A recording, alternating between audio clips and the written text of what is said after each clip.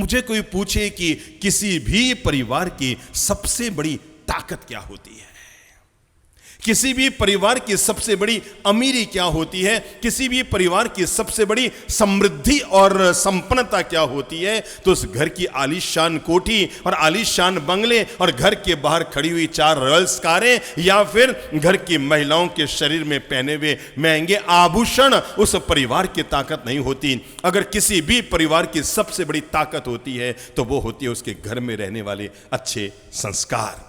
कौन सी? बोल लो मुंह से, अच्छे संस्कार। एक और मुंह से बोलो तो संस्कार। क्या?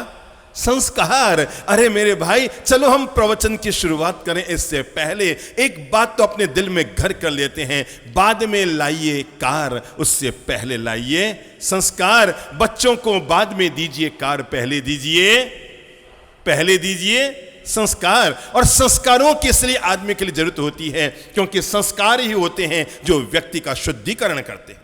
जैसे हम मंदिर में जाते हैं तो नहा धोकर अपने आप को शुद्ध करके मंदिर में जाना पसंद करते हैं। मैं कहता हूं व्यक्ति परिवार में रहे, व्यक्ति व्यापार में रहे, व्यक्ति राजनीति में रहे या व्यक्ति समाज में रहे, लेकिन एक चीज की हर व्यक्ति के लिए आवश्यकता है और वो है संस्कारों का शुद्धिकरण। व्यक्ति का शुद्धिकरण तभी होता है जब व्यक्ति संस्कारों के साथ अपने जीवन को जिया करता है। संस्कार ये वो दौलत होती है इंसान के साथ जो जन्म से लेकर मरण तक इंसान के जीवन में पल पल जो साथ निभाया करती है। अपनी बात की शुरुआत करूं इससे पहले मैं ये बता देना चाहता हूं कि किसी भी परिवार के लिए संस्कारों की कीमत क्या होती है। हमारे देश के महान उद्योगपति घनश्याम दास जी बिड़ला ने अपने शरीर को छोड़ने से पहले अपने प्यारे पुत्र बसंत के नाम एक पत्र लिखा था। बीके बिड़ला के नाम एक पत्र लिखा था और मैं उसी पत्र का उल्लेख करते हुए आज के सत्संग और प्रवचन का श्री गणेश करता हूं। और तब बीके बिड़ला के नाम लिखे हुए पत्र में देश के महान उद्योगपति सम्माननीय सेठ श्री घनश्याम दास जी बिड़ला ने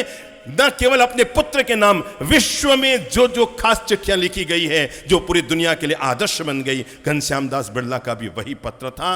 और वो अपने प्यारे पुत्र के नाम चिट्ठी लिखते हैं और वो लिखते हैं कि मेरे प्यारे बेटे, हमने ये जो धन कमाया है बहुत नैतिकता, ईमानदारी और निष्ठा से कमाया है। बेटा, हमने कभी इसका मालिक बनने की कोशिश नहीं की, हम इसके ट्रस्टी बनकर रहे। और बेटा, जीवन भर याद रखना, पता नहीं मैं दुनिया से कब चला जाऊं, पर जाने से पहले अपने कुल और वंश का गौरव बरकरार रखने के लिए मैं तुम्हें जीवन की कुछ सीख देकर जाना चाहता हूं। और तब घनश्याम दास जी बिड़ला ने लिखा था कि बेटा, हम जीवन भर इसके ट्रस्टी रहे, कभी मालिक बनने की कोशिश नहीं की। बेटा याद रखना, ट्रस्टी धन का उपयोग करता है और मालिक बनता है तो आदमी उपभोग करता है। बेटा, हम छोड़ के जो हम धन जाएंगे तुम उसका उपयोग करना।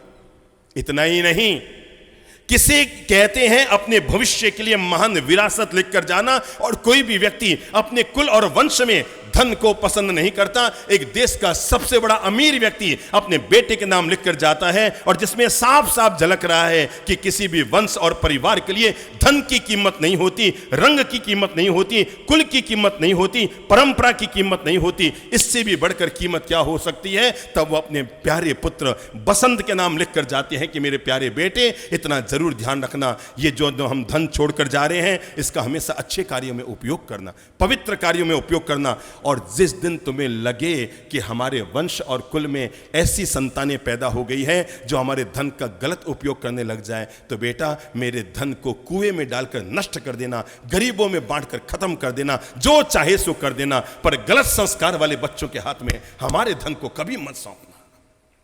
क्योंकि अगर तुमने ऐसा कर दिया तो हमारा वंश और कुल कलंकित हो जाएगा। देश के महान उद्योगपति घनश्याम दास जी बिड़ला अपने पुत्र के नाम लिखकर जाते हैं कि बेटा, इस धन का सदुपयोग करना, गलत आदत वाले बच्चों के हाथ में हमारा धन छोड़कर बोलो बोलो मत जाना। मैं समझता हूं इतने मात्र से हर किसी व्यक्ति को ये एहसास हो गया है कि जिंदगी में अच्छे संस्कारों की जरूरत क्यों होती है। हमारी सबसे बड़ी दिक्कत ये होती है, हम हमेशा अच्छे संस्कार देना चाहते हैं। क्या चाहते हैं? बच्चों में अच्छे संस्कार दो, यही बोलते हैं ना। मेरे भाई, संस्कार देने की चीज नहीं है, संस्कार तो जीने की चीज है। बच्चे तो हमारे यो समझे कि आईने की तरह है, हम जैसे होते हैं आईना हमें वैसा ही दिखाता है। क्या गजब हो गया, धूल तो चेहरे पर थी, हम जिंदगी भर आईना साफ करते रह गए। आईने में हमारा चेहरा साफ नजर नहीं आ रहा है, यह सोचकर हम आईने को साफ करते रह गए। और धूल चेहरे पर थी। संस्कार कभी भी देने की चीज नहीं होती है, संस्कार जीने की चीज होती है। बच्चे वे नहीं सीखते जो आप मुंह से बोलकर सिखाते हैं, बच्चे वे सीखते हैं जो आप जीवन में करके दिखाते हैं। क्योंकि बच्चों के पास मूवी कैमरा है। क्या है? आप देख रहे हैं मेरे सामने एक वीडियो कैमरा लगा हुआ है। आपको पता है ये कैमरा क्या काम कर रहा है? ये जो मेरे सामने वीडियो कैमरा लगा हुआ है, ये क्या कर रहा है पता है? मैं जैसी भाव भंगिमा कर रहा हूं, ये सब उसे पकड़ रहा है। और छोटे बच्चे मूवी कैमरे की तरह होते हैं, आप जो जो करते हैं वो हर चीज पकड़ते रहते हैं। याद करो जब बच्चा आपका साल भर का था और आप बच्चे के सामने जाकर यूं यूं करते थे। अब बताओ 15 बार उसके सामने करोगे तो बच्चा क्या करेगा? वापस बुद्धि लगाओ, बुद्धि लगाओ, बुद्धि लगाओ। क्या करेगा? हूबहू वही दोहराएगा। क्या समझ में आई? साल भर का बच्चा भी हम जो कृत्य करते हैं उस हर कृत्य को दोहराता है। इसलिए मैं आज ये नहीं बता रहा हूं कि बच्चों को संस्कारित कैसे करें, हम तो बात यहां से शुरू करते हैं अपने आप को संस्कारित कैसे करें। क्योंकि जिस व्यक्ति के घर के बड़े लोग संस्कारशील हुआ करते हैं, जहां पर बड़े लोग घर में झूठ नहीं बोला करते हैं, ईमानदारी से जिया करते हैं, शीलवान और प्रज्ञावान बनकर रहा करते हैं, जहां पर लोग नैतिकता और जीवन मूल्यों का पालन किया करते हैं, वहां के बच्चे भी अपना वैसा ही जीवन जीने के लिए तैयार हो जाते हैं। हमारी अपेक्षा ये रहती है मैं अपने पति से भले ही झूठ बोलूं पर मेरा बच्चा मुझसे झूठ ना बोले। हमारी अपेक्षा रहती है मैं अपनी पत्नी के भले ही झूठ बोलूं पर मेरा बच्चा मेरे सामने झूठ ना बोले। मेरे भाई जरा एक बात बताओ, हम तो मनमानी गलत जिंदगी जीते रहें और अपने बच्चों से यह अपेक्षा पालते रहें कि वे एक सही और नैतिक जीवन जिए, यह संभव नहीं है। बालक तो कच्ची मिट्टी की तरह है और आप लोग कुम्हार की तरह है। मुझे एक बात बताओ, मिट्टी का मंगल कलश बनना, मिट्टी का सुराही बनना, मिट्टी का चिलम बनना, यह मिट्टी के हाथ में है कि कुम्हार के हाथ में? एक बात बताओ। अच्छा, आप समझते हैं मंगल कलश क्या होता है? मिट्टी का मंगल कलश, जब घर में कोई मंगल कार्य होता है, कोई शुभ वेला होती है, संतों का आगमन होता है, मंदिर की प्रतिष्ठा होती है, गृह प्रवेश होता है, तो हम लोग क्या करते हैं? सिर पर मंगल कलश रखते हैं। अब जरा याद करो, चिलम क्या होती है? किसी को मालूम है? अच्छा, आप में से किसी को पता है सुराही क्या होती है? किसको पता है सुराही? हाँ बोलिए प्रभु जी। हाँ, ठंडा पानी। ऊपर में लंबा लंबा गर्दन टाइप का होता था। जब ट्रेन में बचपन में आप लोग यात्रा किया करते थे तो ऊपर पर ठंडी ठंडी गीली गीली कपड़ा या बोरी बांध करके और सुराही को साथ ले जाया करते थे। मेरे भाई, मिट्टी से दो चीज बनती है, एक है सुराही जो हमारे गले में ठंडक देती है, और मिट्टी से ही बनती है चीलम जो हमारे शरीर को बीमारियां देती है। मुझे केवल इतना सा बताओ, क्या चीलम बनना और क्या मंगल कलश बनना और क्या सुराही बनना ये मिट्टी के हाथ में था कि कुम्हार के हाथ में था? बस इसलिए बच्चों में रहने वाले किसी भी दोष का दोष, गलती का दोष, गलत संस्कारों का दोष बच्चों को देने के बजाय उस कुम्हार को दीजिए। अब जरा आप ही चिंतन कीजिए, आपके घर का कुम्हार कौन? बुद्धि लगाइए, बुद्धि लगाइए। आपके घर का कुम्हार कौन? पड़ोसी कौन? आपके घर का कुम्हार कौन? आप खुद आपके घर के कुम्हार हैं और तय आपको करना होता है। आप अपने बच्चे के इस मिट्टी को मंगल कलश देते हैं या चिलम बनाते हैं या सुराही बनाते हैं, तय आपको करना होता है। इसलिए कहो मत, करो। मन भर कहने का जो प्रभाव पड़ता है, कण भर करने का उससे कहीं ज्यादा प्रभाव पड़ता है। आपको पता है, हम शहरों में जाते हैं, बड़े बड़े सत्संग होते हैं, लोगों के जीवन का परिवर्तन होता है, लोग जीने की कला सीखते हैं, लोगों की सोच पॉजिटिव बनती है, लोगों के स्वभाव सॉफ्ट बन जाते हैं, लोगों की वाणी मीठी बन जाती है, लोग संस्कारशील हो जाते हैं, लोग अपने जीवन से बुरी आदतों का परित्याग कर देते हैं। कभी आपने सोचा कि यह सब क्यों हो जाता? अरे किसी भी व्यक्ति के जीवन का परिवर्तन इसलिए हो जाता है क्योंकि हम वही बोलते हैं जो हम जीवन में जीते हैं।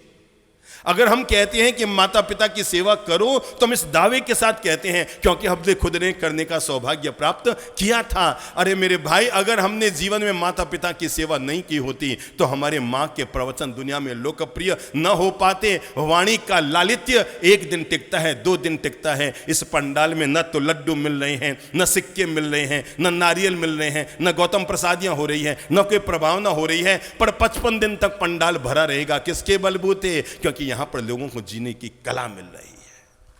और वो इसलिए लोग जीने की कला पा रहे हैं क्योंकि हम वही बोल रहे हैं जो हम जीवन में जी रहे हैं। कहते हैं गांव में रहने वाले व्यक्ति के घर पर उसका बेटा पढ़ लिख कर MBA पास करके आया। आकर उसने अपने पिता से कहा कि पिताश्री, मैं अब शहर में जाऊंगा और वहां पर जाकर मैं नौकरी करूंगा, जॉब करूंगा। पिता ने कहा बेटा तुम्हें वहां पर कितना जॉब मिलेगा? कहा पापा शुरुआत में मुझे न करते 30-25 हजार रुपए का जॉब तो महीने का मिल ही जाएगा। बाप ने कहा धत तेरे की, क्या MBA करके आया? मैं तुम्हें ऐसा ज्ञान देता हूं, मैं तुम्हें ऐसी विद्या सिखाता हूं कि तू रोज 30 हजार रुपया कमाने लग जाएगा। क्या पापा आप ऐसी विद्या जानते हैं, ऐसा ज्ञान जानते हैं, ऐसा गुर जानते हैं? हाँ बेटा, मैं तुम्हें ऐसा गुर आज सिखाऊंगा कि तू रोज के अरे जितना चाहे उतना तू कमा लेगा। तो बताओ ना पापा। नहीं बेटा, इंतजारी कर, ऐसे हड़बड़ी में मैं जीवन का पाठ नहीं पढ़ाऊंगा। सांझ होने दे, रात होने दे, फिर मैं तुझे बताऊंगा कि वो जीवन का गुर क्या होता है कि तू एक दिन में रोज उतना कमाएगा जितना तू महीने में कमाता है। रात के 8-9 बज गए। बेटा फिर पापा के पास गया क्योंकि मन में उत्सुकता हो गई थी, भला ऐसा क्या गुर है, ऐसा क्या धंधा है, ऐसा क्या जॉब है कि रोज मैं जो चाहूं सो कमा सकता हूं। 9 बजे अपने पिता के पास गया तो बाप ने कहा बेटा थोड़ी इंतजारी कर, ऐसे हड़बड़ी करने से नहीं सिखाऊंगा, थोड़ी इंतजारी कर। जब रात के 11 बजे तो बाप ने अपने बेटे से कहा चल बेटा अब मैं तुझे वो गुर सिखाता हूं कि तो रोज जो मन चाहा वो कमाएगा।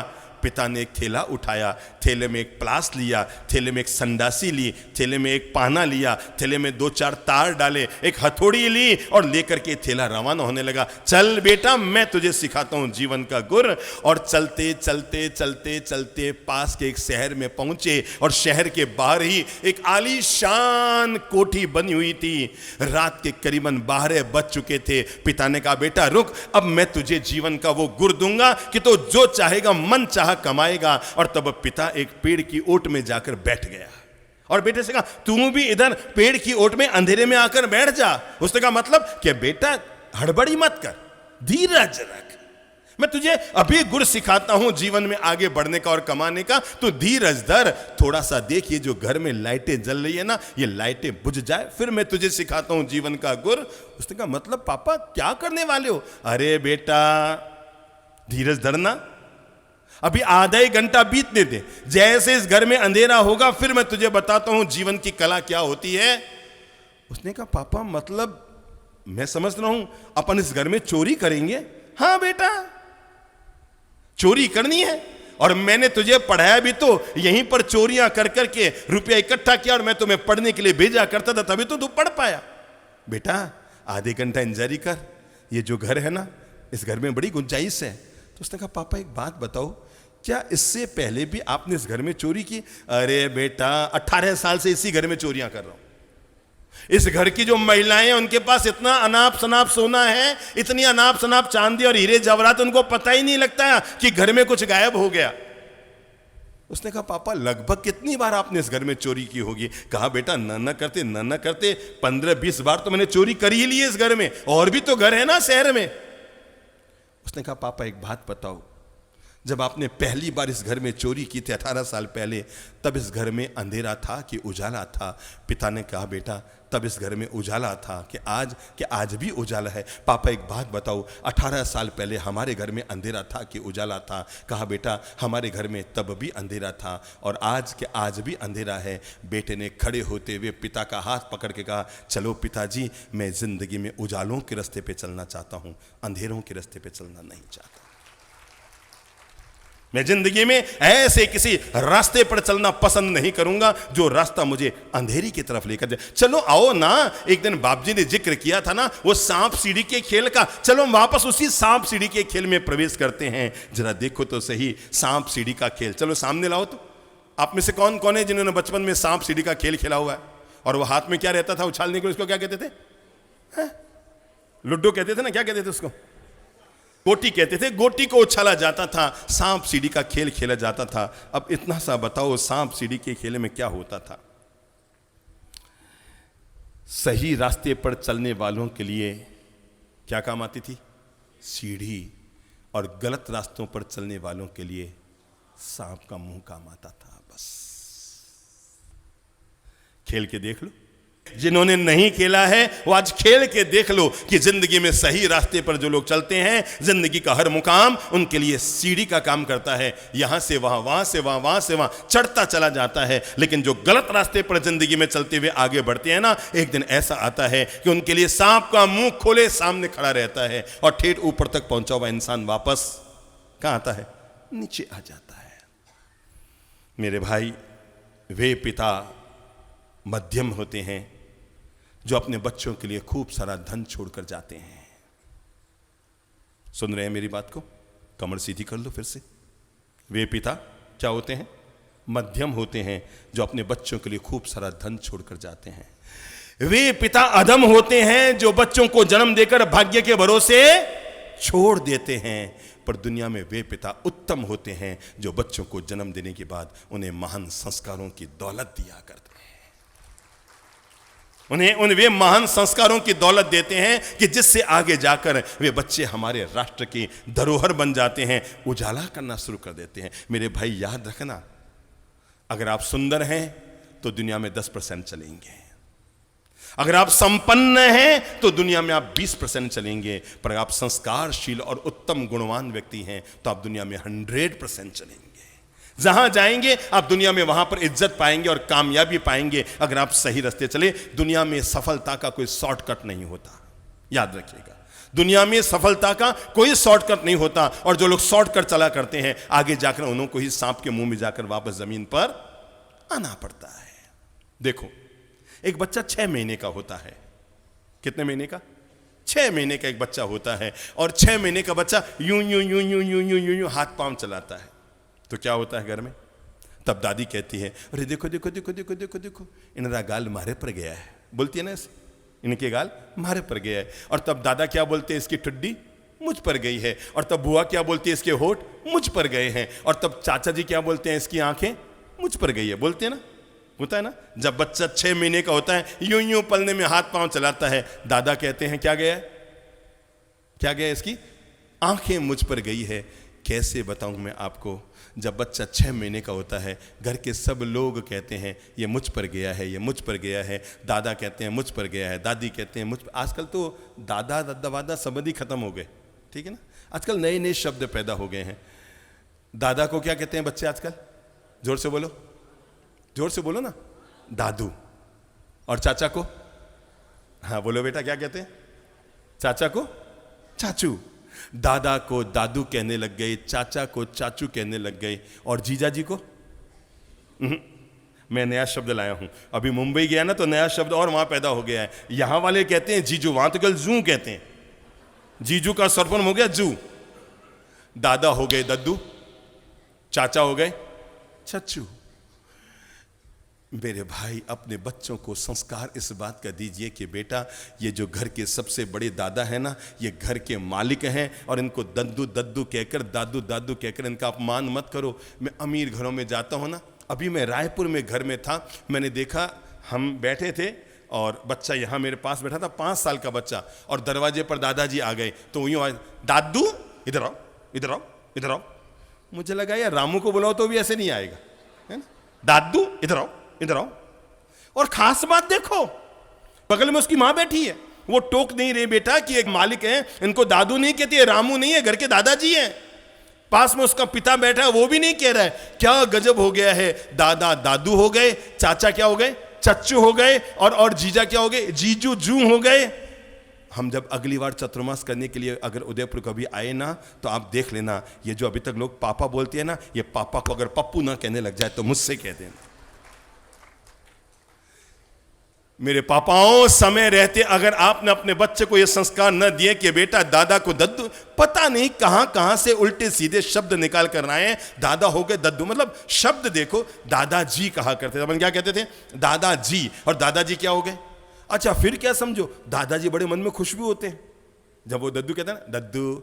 और अभी अभी मेरे साथ एक महानुभाव चल रहे थे, ठीक है ना, उन्होंने मुझे अपने मुंह से वो कहते हैं, बाप जी पोते को छोड़ने गया तो मुझे कहता है दद्दू।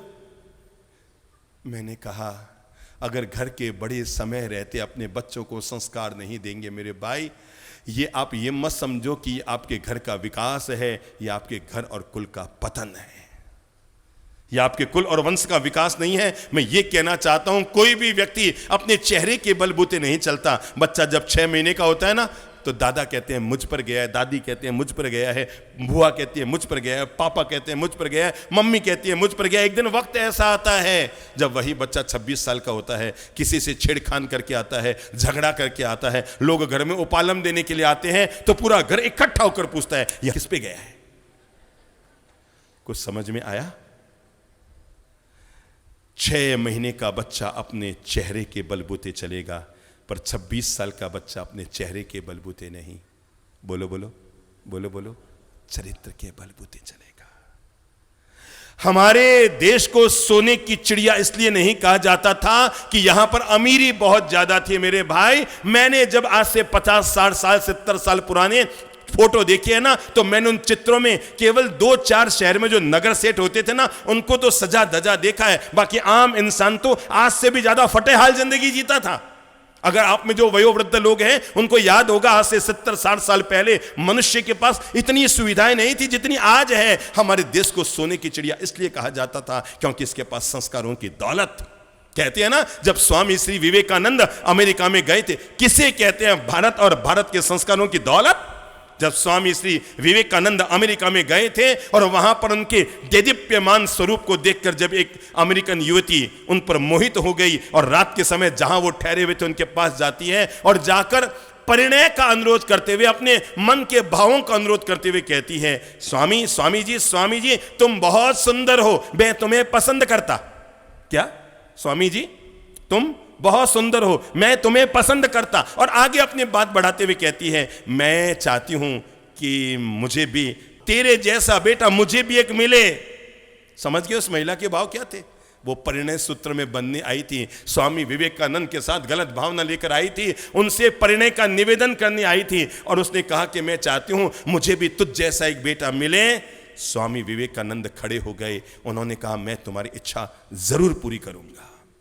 चौंक गई वो लड़की। उसे ये नहीं पता था कि भारत के संत लोग इतने ऐसे होते हैं कि छोटा सा निवेदन करते ही पिघल जाते हैं। स्वामी विवेकानंद ने कहा, अगर तुम मुझ जैसी संतान चाहती हो, लो मैं तुझे ही अपनी मां मानता हूं और तुम मुझे अपना बेटा मान लो। ये कौन है? ये विवेकानंद नहीं बोले, ये भारत का संस्कार बोला था। इस देश की माटी ने जो संस्कारों की समृद्धि दी है, इस समृद्धि की आवाज थी।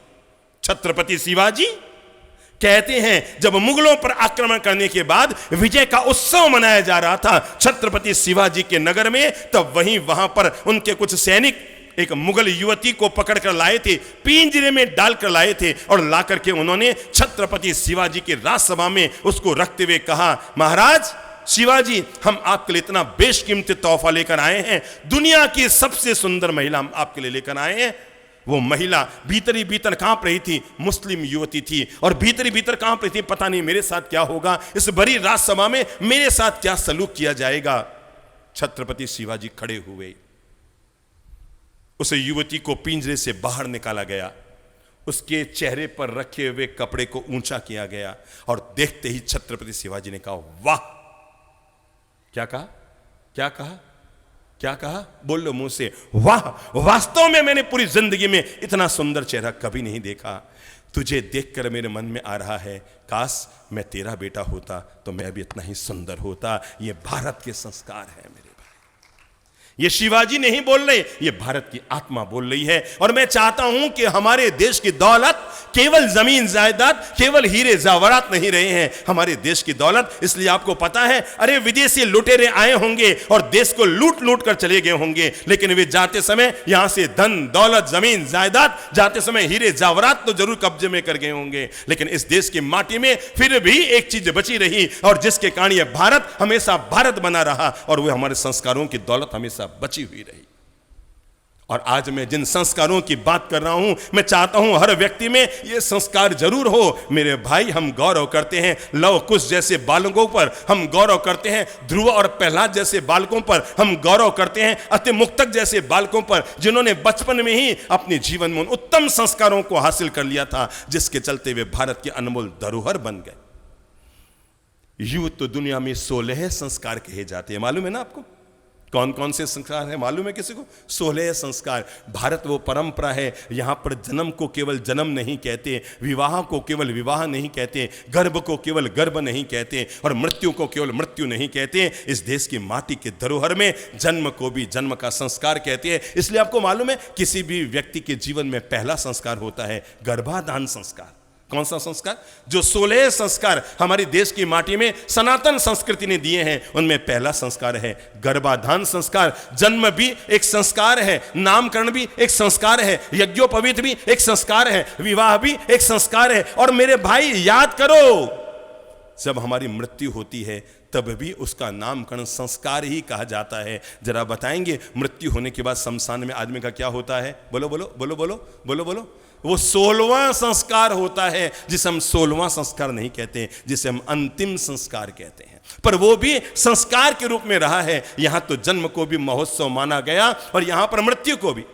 मेरे भाई, कोरोना काल में लोग दुनिया से गए थे, परिवार के लोगों को जितना ये अफसोस था कि हमारे दादा परदादा या हमारे घर के लोग कोरोना काल में काल कवलित हो गए, इसके साथ साथ ये भी दर्द था कि हमारे यहाँ जितने मान सम्मान और गौरव के साथ किसी भी व्यक्ति का अंतिम संस्कार किया जाता है, और जितनी गौरव के साथ उन्हें घर से विदाई दी जाती है, वो विदाई ना हो पाना, ये भी एक मानसिक क्लेश था, मानसिक असंतोष था। मैंने कहा 16 संस्कार। आज जो मैं बातें कर रहा हूं वो 16 संस्कार थे घर परिवार के लिए, और आज मैं जो अब संस्कार की बातें कर रहा हूं वो है व्यक्ति के अपने खुद के जीवन के लिए। जन्म से लेकर लगभग 21 वर्ष की उम्र तक व्यक्ति के जीवन में संस्कारों का बीजारोपण हो जाता है। दिमाग में लीजिए, कमर सीधी कर लो सभी लोग। जन्म से लेकर कितने वर्ष तक? अब व्यक्ति को जीवन कैसा जीना है लगभग उसके जीवन में तय हो जाता है, और आदमी अपने जीवन को वैसा वैसा वैसा वैसा जीना शुरू कर देता है। जन्म से लेकर 21 वर्ष तक मुख्य रूप से व्यक्ति के जीवन में संस्कारों का निर्माण हो जाता है। इस अवधि में जो जो आदतें व्यक्ति के जीवन में पड़ती है, वे ही उसके जीवन के नेचर, वे ही उसके जीवन का स्वभाव, वे ही उसके जीवन का चरित्र, और वे ही उसके जीवन के संस्कार बन जाते हैं। कौन सी उम्र? दिमाग में ले लो। 0 से लेकर के, यानी जन्म से लेकर के, और 21 साल की उम्र में पहले संस्कारों का बीजारोपण होता है। जन्म से लेकर 5 साल की उम्र तक व्यक्ति के संस्कार ही उसके परिवार, उसके समाज, उसके खुद के जीवन की दिशा और दशा तय करते हैं। उसके संस्कार ही तय करते हैं वो परिवार का कैसा स्वरूप देगा, वो समाज में जाकर कैसा स्वरूप देगा, वो खुद अपने जीवन को कैसे जिएगा। तो नंबर 1, आओ हम शुरू करते हैं।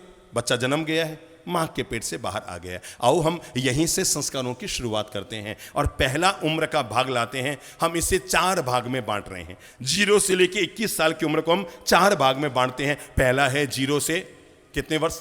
जन्म से लेकर 5 वर्ष।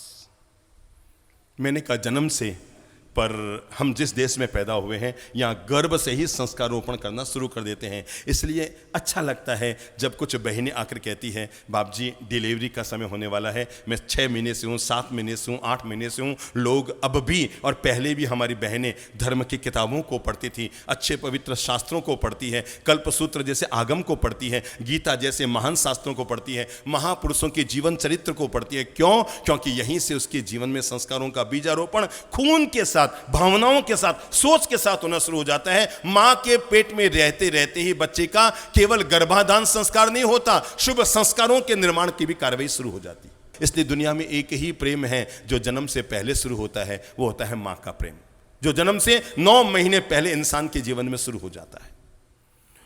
तो जन्म से लेकर 5 साल तक पहला चरण, इसमें मुख्यतः व्यक्ति के आहार और खान पान के संस्कार पड़ते हैं। ध्यान दीजिए, पहला चरण मैं आपको बता दूं, जब तक बच्चा 6 महीने का होता है तब तक वो दुनिया के हर चित्र को, हर चेहरे को, हर दृश्य को ब्लैक एंड व्हाइट देखता है। उसे लाल रंग, पीला रंग, गुलाबी रंग कुछ नहीं दिखता, केवल एक ही रंग वो देखता है, या तो सफेद या काला। जब 6 महीने की उम्र पार करता है बालक, तो उसके बाद वो अलग अलग तरह के रंगों का ज्ञान पाना शुरू करता है। तो जन्म से लेकर 5 साल तक जो पहली शुरुआत होती है संस्कारों की, वो होती है आहार यानी खान पान के संस्कारों की शुरुआत। ये वो उम्र होती है जिसमें बच्चे की आदत पड़ जाती है कि वो भविष्य में जाकर क्या क्या चीजें खाना पसंद करेगा।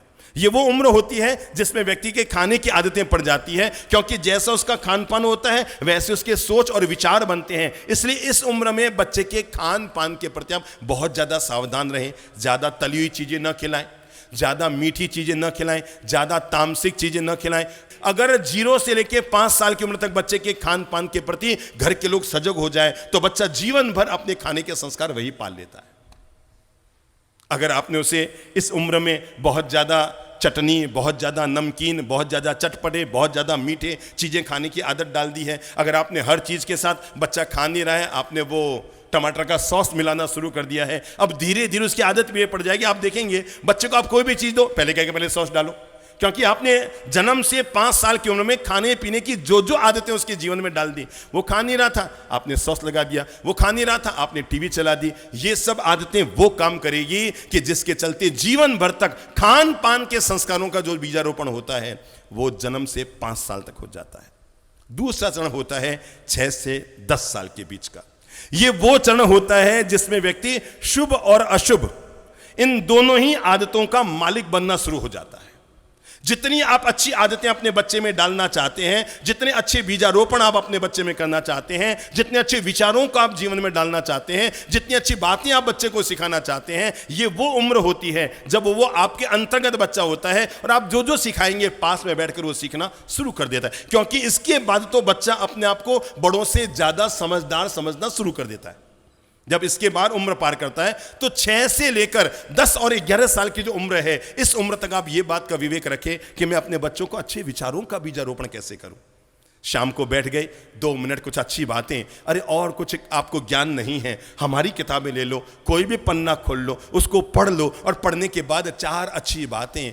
केवल शिक्षकों के भरोसे अगर आपने बच्चों को छोड़ दिया तो वे उसे शिक्षा देकर के शिक्षक तो बना देंगे, लेकिन जीवन जीने की कला का पाठ वे नहीं सीख पाएंगे। इसलिए मैं कहूँगा हर भाई बहन को इस बात की कोशिश करनी चाहिए, सप्ताह में 1 दिन अपने बच्चों को यहाँ के सत्संग में जरूर लेकर आ जाएं, क्योंकि अभी इस उम्र के जो बच्चे वो आपके कहने में है।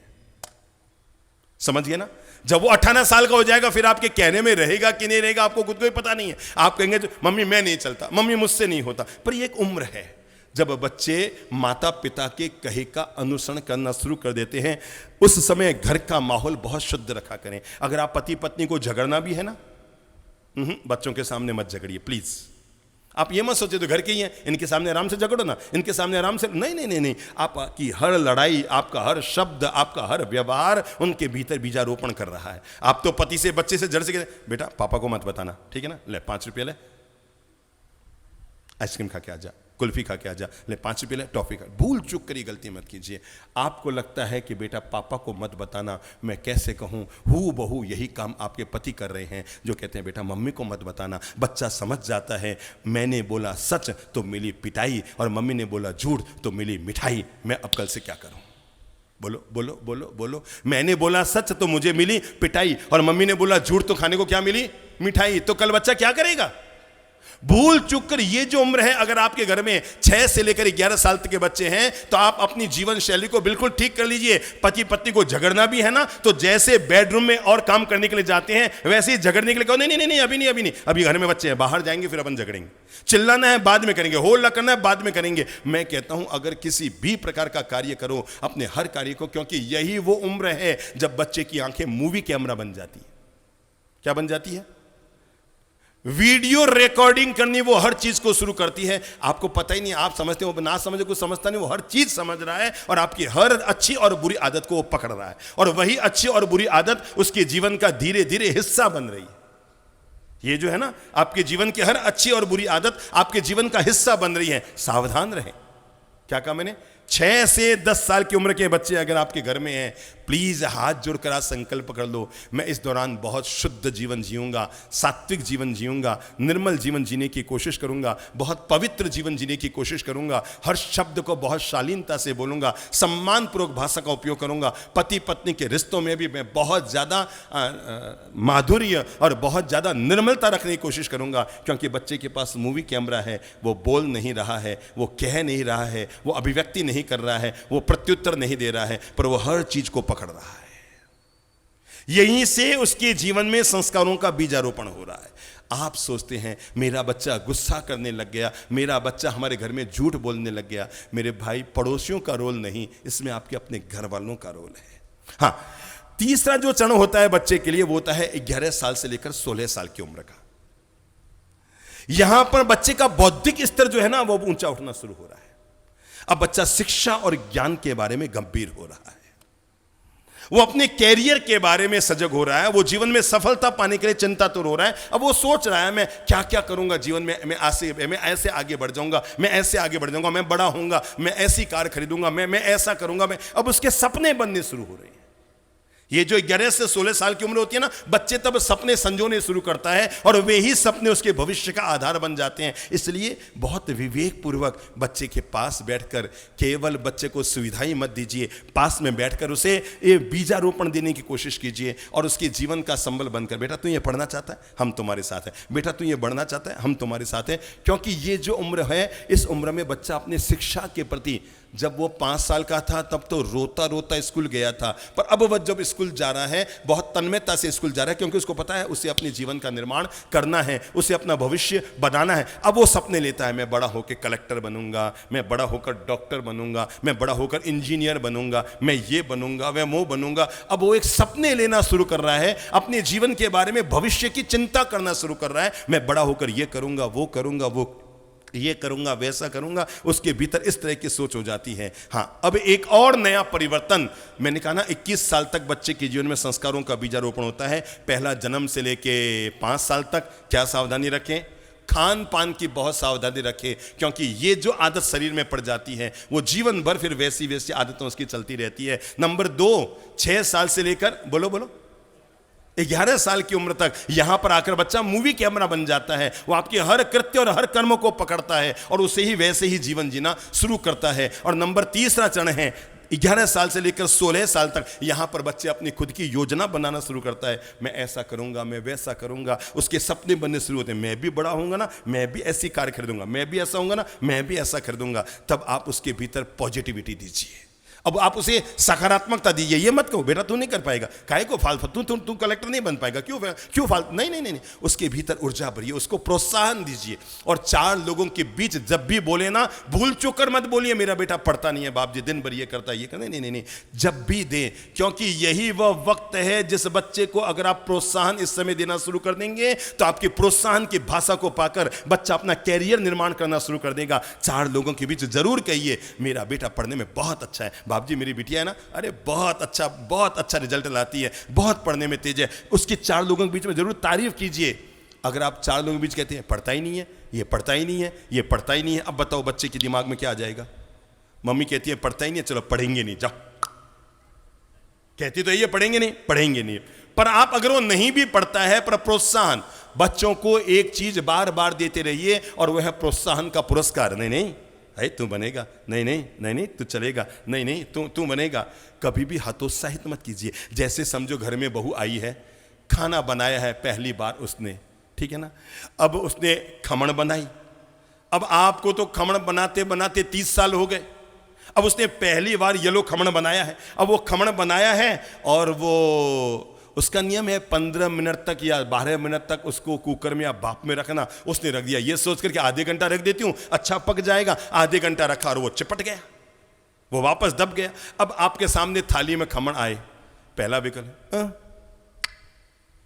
कैसे खमण बनाए, तूने तो बेसन और बेकार कर दी, फालतू कर दिया, फालतू कैसे, नहीं। प्रोत्साहन दो बेटा, मम्मी कैसा बना? अरे बहुत सुंदर बना है बेटा, मैं तो जब शादी करके आई थी ना, मुझे तो खमण बनाने आते ही नहीं थे, मुझे तो इडली बनानी आती ही नहीं थी, मैंने तो बहुत बाद में सीखा, तू तो मुझसे ज़्यादा बुद्धिमान निकली, तू बहुत अच्छा बनाना जानती है। और अगर आप हतोत्साहित करेंगे तो एक घर में क्या हुआ, विवाह करके लड़की आई, पढ़ी लिखी थी, घर में आई, पहले दिन तो बड़ा लाड होता है ना, क्या होता है, जैसे बहू पहले दिन घर में आती है, बादाम का दूध और ऊपर पिस्ते डाल करके और केसर ऊपर डाल, ले बेटा ले, ले बेटा ले, और गरम गरम नाश्ता बना के लाया गया, गरम गरम खाना दिया गया। अब बहू को लगा ये तो बड़ा मज़ा आ गया, यहाँ तो बड़े आराम से जिएंगे, सासू माँ खुद बना रही है, बना बना के खिला रही है। 2 दिन बीते, 5 दिन बीते, 7 दिन बीते, 10 दिन बीते, 15 दिन बीते। बताओ तो माताओं, अब आपका क्या मन करेगा? बहू क्या करे, यूं ही बैठी बैठी खाए या बोलो बोलो क्या मन करेगा? अरे भाई किचन में चलो, अब खुद भी कुछ बनाए। तो एक दिन सासू माँ ने अपनी बहू से कहा, बेटा चलो आज अच्छा दिन है, चलो अपन किचन में रसोई घर की शुरुआत करते हैं। उसने कहा, मम्मी जी मुझे रसोई में, मुझे किचन में कुछ नहीं आता। अरे बेटा नहीं आता कोई बात नहीं, चलो ना, अब तू एक काम कर, चल तू आज रोटी सब्जी बना ले बस। उसने कहा, मुझे रोटी सब्जी नहीं आती। तो कहा, एक काम करना, दाल चावल बना। मम्मा मुझे नहीं आते दाल चावल। अच्छा एक काम कर, कड़ी खिचड़ी तो आती है ना, आज तो कड़ी, कुछ भी शुरुआत कर दे, अच्छा दिन है ना, किचन में चलने का श्री गणेश कर दे। उसने कहा, मम्मा मुझे कड़ी खिचड़ी नहीं आती। तो कहा, चल एक काम कर, पोहा तो बनाना आता ना? पोहा नहीं आता मम्मा। चाय? मम्मा मैंने जीवन में कभी गैस का चूल्हा भी नहीं जलाया।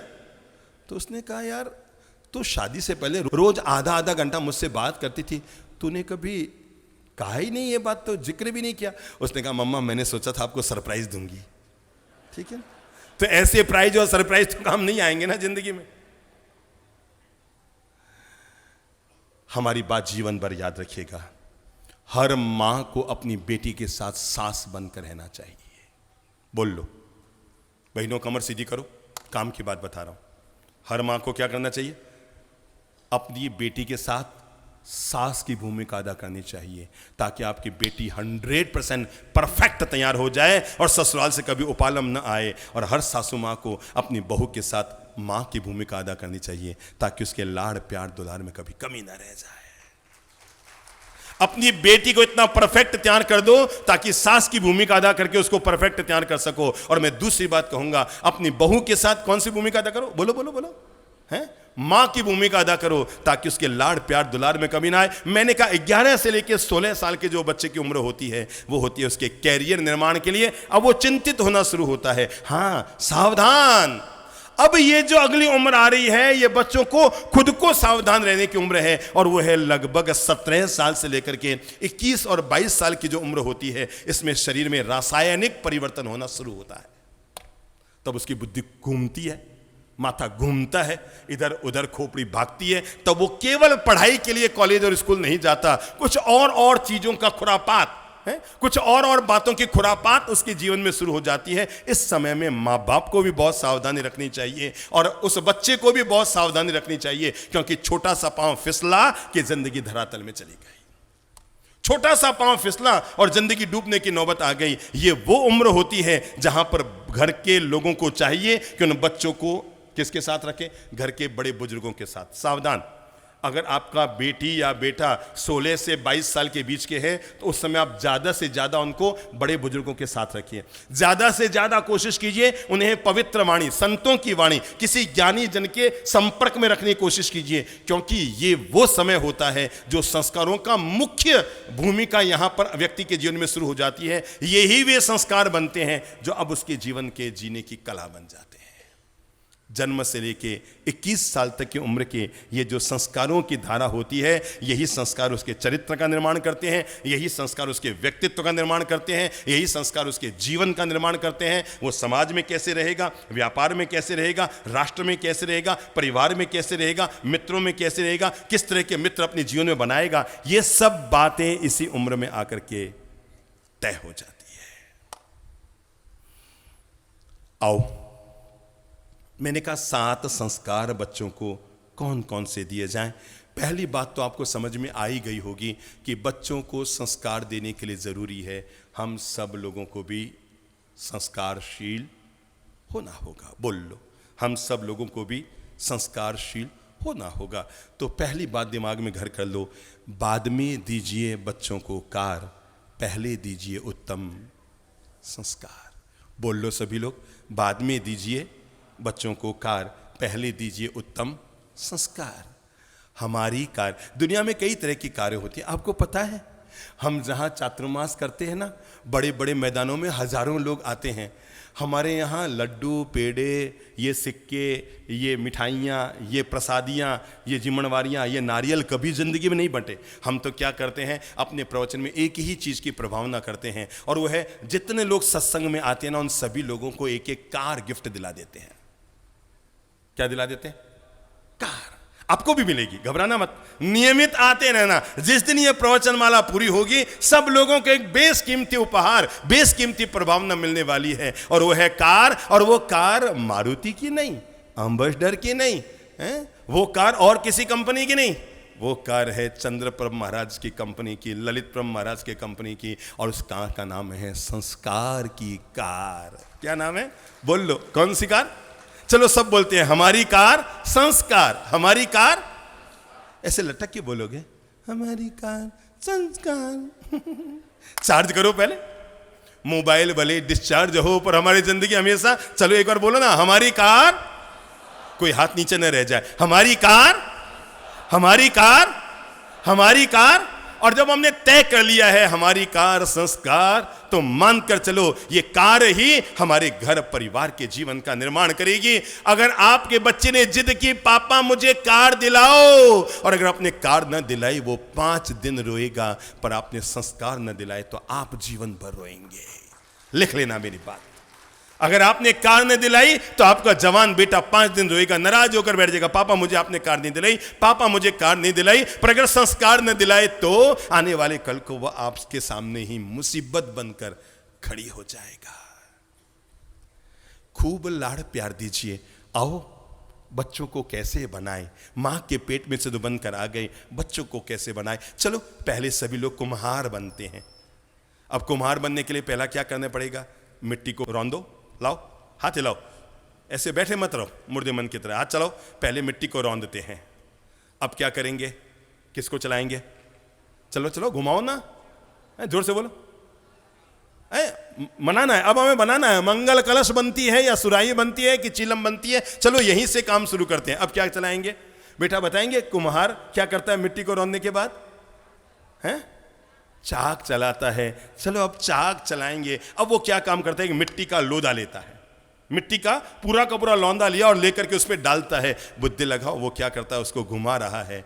अब उसके एक हाथ काम कर रहे हैं कि 2 हाथ काम कर रहे हैं? दोनों। चलो अब घड़ा बनाना है हमें, मटका बनाना है हमें, और शुरुआत करते हैं मटका बनाने के लिए। देखो एक हाथ अंदर चल रहा है, एक हाथ बाहर चल रहा है।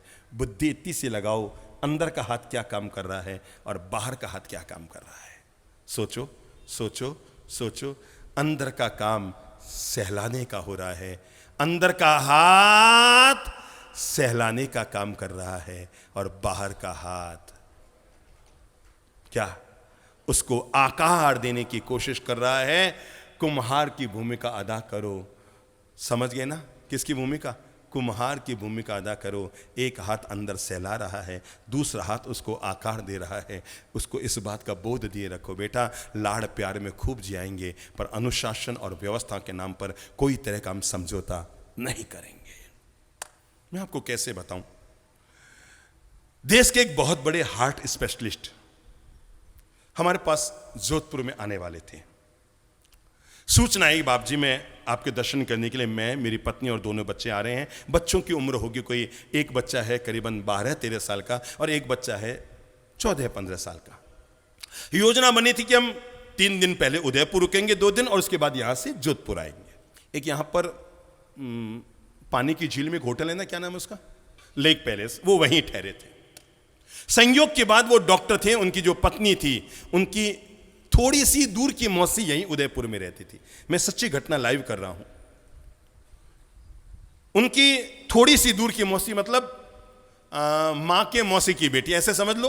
तो थोड़ी सी दूर की मौसी यहां रहती थी, और जैसे उसको पता लगा कि वो लोग उदयपुर आ रहे हैं, तो उसने उनके बॉम्बे से ही उनको तय करना शुरू कर दिया कि देखो उदयपुर आ रहे हो तो मैं मेरे घर मिलने के लिए जरूर आना है। उसने हाँ हाँ हाँ मौसी जरूर आऊंगी, मैं जरूर आऊंगी। यहाँ पहुंचे, पत्नी ने कहा देखो मैं चल नहीं पाऊंगा, मुझे 1-2 मीटिंग में भी यहाँ पर जाना है, कुछ बड़े डॉक्टर से मिला, तुम चले जाओ।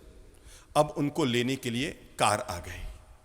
देखना घटना, कार आ गई, उसने अपने दोनों बच्चों से कहा चलो बेटा मौसी घर चलना है। बच्चों ने कहा हम नहीं चलेंगे। उसने कहा बेटा मौसी ने कहा है कि बच्चों को जरूर साथ लेना, ऐसे मैं अकेली जाऊंगी अच्छा थोड़ी लगेगा, पापा चले गए वहाँ मीटिंग में, तुम तो चलो दोनों। मम्मा हमने बोला ना हम नहीं चलेंगे। मैं आपको कैसे बताऊं, ये अपने मन की व्यथा, वो पत्नी भी उनकी डॉक्टर है, नाम चलता है उनका, वो संबोधि धाम में हमारे पास बैठी थी और उस पत्नी ने कहा बाप जी मैंने 15 से 20 बार अपने दोनों बच्चों से कहा, एंड में मैंने कह दिया मेरी सौगंध बेटा चलो, ऐसे अच्छा नहीं लगेगा, मौसी ने 3 बार कहा है बच्चों को लेकर आना, मैं क्या जवाब दूंगी। मम्मा हम नहीं चलेंगे, बोल दिया ना, आप जानो आपकी मौसी, हम बस रूम में बैठे, हम नहीं चलेंगे। वो कहते हैं दोनों बच्चे मोबाइल लेकर गेम खेल रहे थे महाराज जी, मैंने 20 बार अपने बच्चों से कहा, मेरी आंखें भर आई बच्चों को ले जाने के लिए, पर बच्चे नहीं चले तो नहीं चले। जब वो यहाँ से जोधपुर संबोधि धाम में पहुंची तो हमारे पास वो बैठी थी डॉक्टर बहन, और उन्होंने कहा बाप जी कल मुझे पहली बार उदयपुर में लगा कहीं इंसान बच्चे पैदा करके कोई बड़ी भूल तो नहीं करता है। समझ में आई, समझ में आई। ये जिद्दी होते हुए बच्चों पर अगर आपने समय रहते अनुशासन नहीं किया, मेरे भाई आज तो आप कमा रहे हैं और वो खा रहे हैं। मेरी बात को बहुत गहराई से समझना, कमर सीधी कर लो, कोई भी ऐसे सारे से ना बैठे। आज तो आप कमा रहे हैं और वो खा रहे हैं, तब भी उनकी दादागिरी चल रही है। कल्पना करो जिस दिन वो कमाएंगे और आप खाएंगे, उस दिन आपकी क्या हालत खड़ी करेंगे। कभी आपने सोचा, कभी आपने सोचा आज आप कमा रहे हैं और वो खा रहे हैं, तब भी उनकी जिद चल रही है। उन्होंने चाहा ऐसा होना है तो होगा, और आपने कह दिया बेटा ऐसा करना है, रविवार है, आपने 5 बार अपने बच्चे से कह दिया बेटा वहां मैदान चलना है, बेटा नगर पालिका मैदान चलना है, बेटा वहां मैदान चलना है, टाउन और मैदान चलना है, और बेटे कोई काम भी नहीं है, घर में केवल अपने दोस्तों से गप्पेबाजी कर रहा है मोबाइल पर, समय बर्बाद कर रहा है मोबाइल पर, और आप हैं जो उसे दबावपूर्वक नहीं कहते हैं बेटा चलना, बेटा चलना, बेटा चलना। मेरे अच्छे भाई बहन, अगर आपके बच्चे आपके कहने में नहीं रह रहे हैं, मैं ये अनुरोध करूंगा आज से ही उनकी सुविधाओं पर अंकुश लगाना शुरू कीजिए और उन्हें साफ साफ कहिए बेटा जब तक हम कमा रहे हैं तुम खा रहे हो, तब तक हमारे अनुशासन पे तुम्हें चलना होगा। कल पैदा हुए और आज वो आप पर अपनी दादागिरी चला रहे हैं, और तब जब आप कमा रहे हैं और वो उस पैसे से खा रहे हैं। अरे जिन बच्चों के लिए 5-5 लाख आप 2 मिनट में खर्च कर देते हैं, वो कहता है मुझे वहाँ पढ़ने के लिए जाना है, मुझे सिंगापुर पढ़ने जाना है, मुझे यूके पढ़ने जाना है, मुझे यूएसए पढ़ने जाना है, मुझे दुबई पढ़ने जाना है। आपने 2 मिनट में जिनके लिए अपना सब कुछ कुर्बान किया, आज वो बच्चे झट से आपके मुंह पर ना करें मामा मैं नहीं करूँगा, पापा मैं नहीं करूँगा। एक बार सोच कर सोचो, क्या यही सब पाने के लिए हमने ये दिन देखे थे? चले गए थे दोनों बच्चे विदेश में, 2 बेटे दोनों चले गए विदेश में। मां का यहां पर स्वर्गवास हो गया। उसके पति ने यानी बच्चों के पिता ने अपने बच्चों को फोन किया, बेटा मम्मा का तुम्हारा स्वर्गवास हो गया, जल्दी से आओ तुम्हारे हाथों से दाह संस्कार हो जाए। फोन चालू था, छोटे भाई ने बड़े भाई को फोन लगाया, पापा का फोन आया, उसे ये नहीं पता था कि पापा जी सुन रहे हैं। उसने बड़े भाई को फोन लगा और कहा पापा का फोन आया है, माँ का स्वर्गवास हो गया है, अपन दोनों को चलना है। बड़ा भाई कहता है सुनना यार मुझे अभी टाइम नहीं है, मम्मा में तू चला जा, पापा को होगा तो मैं चला जाऊंगा। क्या ये सब दिन देखने के लिए इन बच्चों के लिए पैसे पानी किए थे? हम एक शहर में थे, हमारे पास एक दादाजी आया करते थे और आकर रोज धोख लगाते, वंदना करते। बड़ी आलीशान उनकी शास्त्री नगर में कोठी थी, व्हाइट हाउस, बड़ा सुंदर उनका घर बना हुआ था उस शहर में। न करते 10 से 12 करोड़ का मकान होगा। वो रोज आते हमारे पास, सांझ को आते, बातचीत करते, निकल जाते। उनका ड्राइवर उनके साथ आता। एक दिन हमारे मुंह से यूं ही निकल गया, मैं कहा दादाजी आप रोज आते हैं, अकेले आते हैं घर में और कोई? बाप जी शाविका जी का तो कभी का स्वर्गवास हो गया। एक बेटा है, वो अमेरिका में रहता है, बस वो 2-3 साल में बड़ा बिजी है बाप जी, कभी आ जाता है 2-4 दिन रह के निकल जाता है बाप जी बस। मैंने कहा तो भी एक पोता पोती, अरे बाप जी अभी पोती आने वाली थी, फिर उसका फोन आ गया, उसके कोई फ्रेंड की शादी तो वहीं रुक गई। पर बाप जी कोई दिक्कत की बात नहीं, मेरे जो नौकर है ना बहुत अच्छा है, मुझे बहुत अच्छा आदमी मिल गया है, समय पे खाना बना देता है, मेरे कपड़े धो देता है, रात को मेरे पाँव दबा देता है, मुझे आपके पास दर्शन कराने ले आता है, मैं आपके रोज प्रवचन सुनने आ जाता हूँ वहाँ ले आता है। मेरे बेटे से भी बढ़कर ये नौकर है बाप जी, मुझे कोई दिक्कत नहीं है। अब हम जैसे संत कुछ न कुछ तो काम करेंगे ही। और हमने तब दादाजी से पूछा, मैंने कहा दादाजी एक बात बताओ, ये जो आपका शास्त्री नगर में इतना महंगी कोठी मकान बना हुआ है, ये मरने के बाद मकान किसके नाम होगा? कहने लगे बाप जी एक ही तो बेटा है एक ही तो बेटा है बाप जी, मकान तो उसी का होगा। हमने कहा अगर आप हमसे प्रेम करते हैं और हमारी बातों पर विश्वास करते हैं तो मरने से पहले मकान इस नौकर के नाम जरूर कर देना, ताकि उन विदेश में रहने वाले बच्चों को जीवन की सीख जरूर मिल जाए। संतान वो नहीं होती जिसे हम पैदा करते हैं, संतान वो होती है जो बुढ़ापे में माँ बाप की सेवा करती है। ये संस्कारों का बीजारोपण तो हो ही जाना चाहिए। मेरे भाई, अपने बच्चों को चांद सितारे छूने की प्रेरणा मत दो,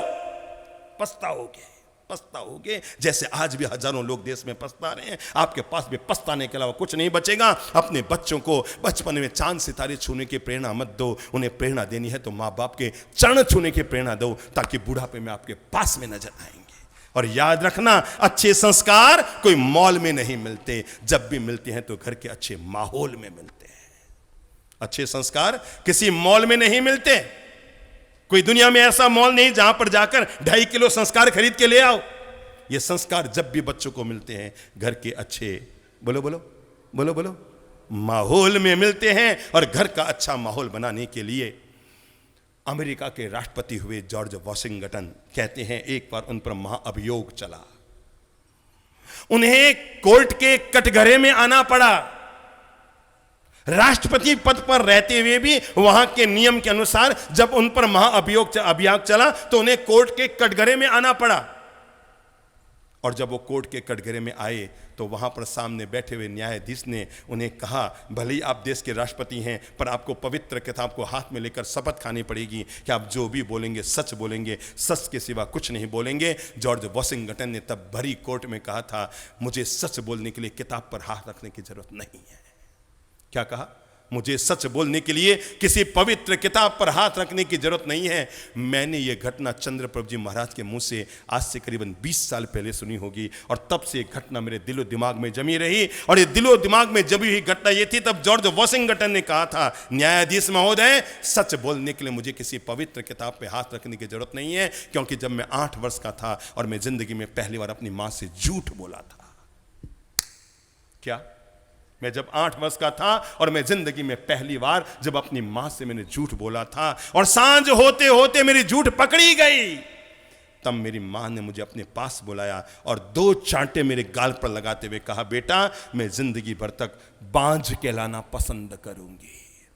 बोल लो अपने मुंह से, बोल लो अपने मुंह से, इस लाइन को बोल लो। तब उस राष्ट्रपति ने भरे न्यायालय में कहा था कि मेरी मां ने मुझे 2 लप्पड़ मारते हुए कहा था कि बेटा जीवन भर याद रखना, मैं जिंदगी भर तक बिना बेटी की महिला यानी बांझ कहलाना पसंद करूंगी, पर किसी झूठे बच्चे की मां कहलाना पसंद नहीं करूंगी। मुझे ऐसी संतान नहीं चाहिए जो झूठ बोलती हो। मैं बिना संतान के भी अपनी जिंदगी जीना जानती हूं। हां मेरे भाई, करो घर में क्या करो? संस्कारों का बीजारोपण करो। और अगर कोई भी व्यक्ति अपने घर में संस्कारों का बीजारोपण करना चाहता है, लो अब मैं आपकी झोली में डालता हूं छोटे छोटे 7 संस्कार। उनके भी काम के हैं जो उम्र में बड़े हो गए हैं, उनके भी काम के हैं जो युवा अवस्था में हैं, और उनके तो काम के है ही हैं जो बालक हैं। पर ये जो उत्तम 7 संस्कार हैं, इन्हें आप जब भी अपने जीवन में जोड़कर रखेंगे, आप जीवन को बहुत मीठा, मधुर, आनंद भरा और उत्तम क्वालिटी का जीवन जीने में सफल हो जाएंगे। दूध, दही, घी, मक्खन, छाछ, ये सब अलग अलग कुल के हैं कि एक ही कुल के हैं? बुद्धि लगाओ। दूध, दही, घी, मक्खन, छाछ, पनीर, ये सब एक ही वंश और कुल के हैं कि अलग अलग हैं? एक ही कुल के हैं। अब जरा बुद्धि लगाओ, इनके मूल्य एक ही है कि अलग अलग हैं? क्या आप समझ पाए? एक ही कुल में पैदा होने के बावजूद भी सबके मूल्य जैसे अलग अलग हो जाते हैं, ऐसे ही एक ही वंश और कुल में जन्मे हुए 4 भाई अपने अलग अलग संस्कारों के चलते जीवन में अलग अलग स्वरूप पा लेते हैं। जीवन के 7 संस्कार आपकी झोली में डालूं इससे पहले घटना आपको दे रहा हूं, और घटना इतनी सी है। कहते हैं 4 महिलाएं कुएं में पानी भरकर अपने घर की तरफ लौट रही थी, गांव की तरफ। चारों महिलाओं के सिर पर बड़े बड़े घड़े पानी के रखे हुए थे और चारों ही आपस में बतिया रही थी। इतने में ही एक महिला ने कहा, अरे सुनो सुनो सुनो सुनो, मेरा बेटा बड़ा पहलवान है। क्या है? मेरा बेटा बड़ा पहलवान है, और ये चारों तरफ कुश्तियां लड़ता है, गोल्ड मेडल जीत कर लाता है। अरे आजकल तो टीवी में भी उसके नाम आ रहे हैं और उसको बड़े बड़े पुरस्कार मिल रहे हैं। मेरा बेटा बड़ा पहलवान, अखबारों में रोज उसकी खबरें आती रहती है। और इतने में उसने कहा, देखो देखो देखो देखो, वो सामने से आ रहा मेरा पहलवान बेटा। और तब वो 180 किलो का पहलवान बेटा उसका उधर से गुजरता है। मां कहती है, बेटा सुन रे, अरे मैं थक गई, ये पानी का घड़ा ले, घर पर लेकर चल जा। बेटा कहता है, मां तुमको कितनी बार कह दिया, एक नौकर रख लो। ये अब मेरा नाम अखबारों में आता है और कल मैं ये मटका लेकर गांव में चलूंगा, मेरी कौड़ी की इज्जत रहेगी, मैं नहीं उठाता तुम्हारा ये मटका वटका। और ये कहते हुए पहलवान खिसक गया। वो खिसक गया और मां चेहरा झुकाकर चलने लग गई। तभी दूसरी महिला बतियाने लगी, तेरा बेटा तो पहलवान है, देखा मेरा बेटा तो बड़ा धनवान है, मुंबई में आजकल बड़े उसके नाम चलते हैं, बड़ा बिल्डर्स बन गया है, बड़ी बड़ी बिल्डिंगें बना रहा है, बड़ी बड़ी जमीनें खरीद रहा है। अरे आजकल तो उसको बड़े बड़े समारोह में मुख्य अतिथि बनाकर बुलाया जाता है। अब तो वो फ्लाइट में चढ़ता है, अब वो गांव में भी आता ना, अरे देखो देखो देखो देखो देखो देखो, सामने वो जो गाड़ी आ रही है ना, मेरा ही बेटा उसमें आ रहा है। और तभी बेटा निकलता है गाड़ी में से, मामा कैसे हो माम? कुछ नहीं बेटा, ले बेटा ले, रुक रुक रुक, ले बेटा एक काम करना, ये पानी का घड़ा। ओहो मामा, आपको पता है ना मैं आप कौन हूं? है पता है ना आपको? है गांव में मेरी क्या इज्जत रहेगी? आपको कितनी बार कह दिया, 2 स्टाफ रख लो, पैसा मैं भेज दूंगा हर समय। आप तो बस कंजूस है, मुझसे ये सब नहीं होता। वो भी खिसक गया, दोनों के चेहरे लटक गए। अब बारी थी तीसरी महिला की। उसने कहा, है तुम्हारा बेटा एक का पहलवान है, एक का क्या है, धनवान है। और तभी तीसरी महिला जो साथ चले, उसने कहा, मेरा बेटा बड़ा विद्वान है, आजकल बड़ी बड़ी कथाएं करता है, बड़ा प्रोफेसर बना हुआ है, हजारों लोग उसको सुनने के लिए आते हैं, उसका नाम चलता है, अखबारों में आता है ना, टीवी में आता है ना उसका, रोज नहीं देखते तुम लोग? अरे मेरे बेटे के बड़े चर्चे चल रहे हैं आजकल, बड़ा विद्वान है। और ये कहना था कि संयोग से उसका भी आना हो गया और वो ज्ञानी बेटा पास से गुजरा। मम्मी प्रणाम मम्मी। बेटा लेना घड़ा ले ले, थक गई। ओफो, मेरे दिमाग में इतना ज्ञान है, उस ज्ञान के ऊपर ये घड़ा कहां से रखूंगा, मुझसे नहीं होगा। और वो भी खिसक गया। तीनों बच्चे निकल गए, तीनों के चेहरे लटके हुए थे। लेकिन चौथी महिला बेचारी चुपचाप चल रही थी, क्योंकि उसका बेटा न तो धनवान था, न पहलवान था, न विद्वान था, वो तो चुपचाप चल रही थी। और तभी उसका भोला भाला बेटा गांव में से निकल कर आया और आते ही मम्मी के पांव छुए और छूते का, मम्मा आपको कितनी बार मैंने मना किया है, अब ये आप बूढ़े होने आ रहे हो, इतना बड़ा बड़ा पानी का घड़ा क्यों उठाते हो, लो मुझे दो। मम्मा ने कहा, नहीं बेटा मेरे मम्मा।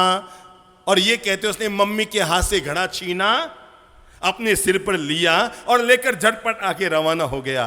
पीछे एक बूढ़ी महिला चल रही थी। कौन चल रही थी?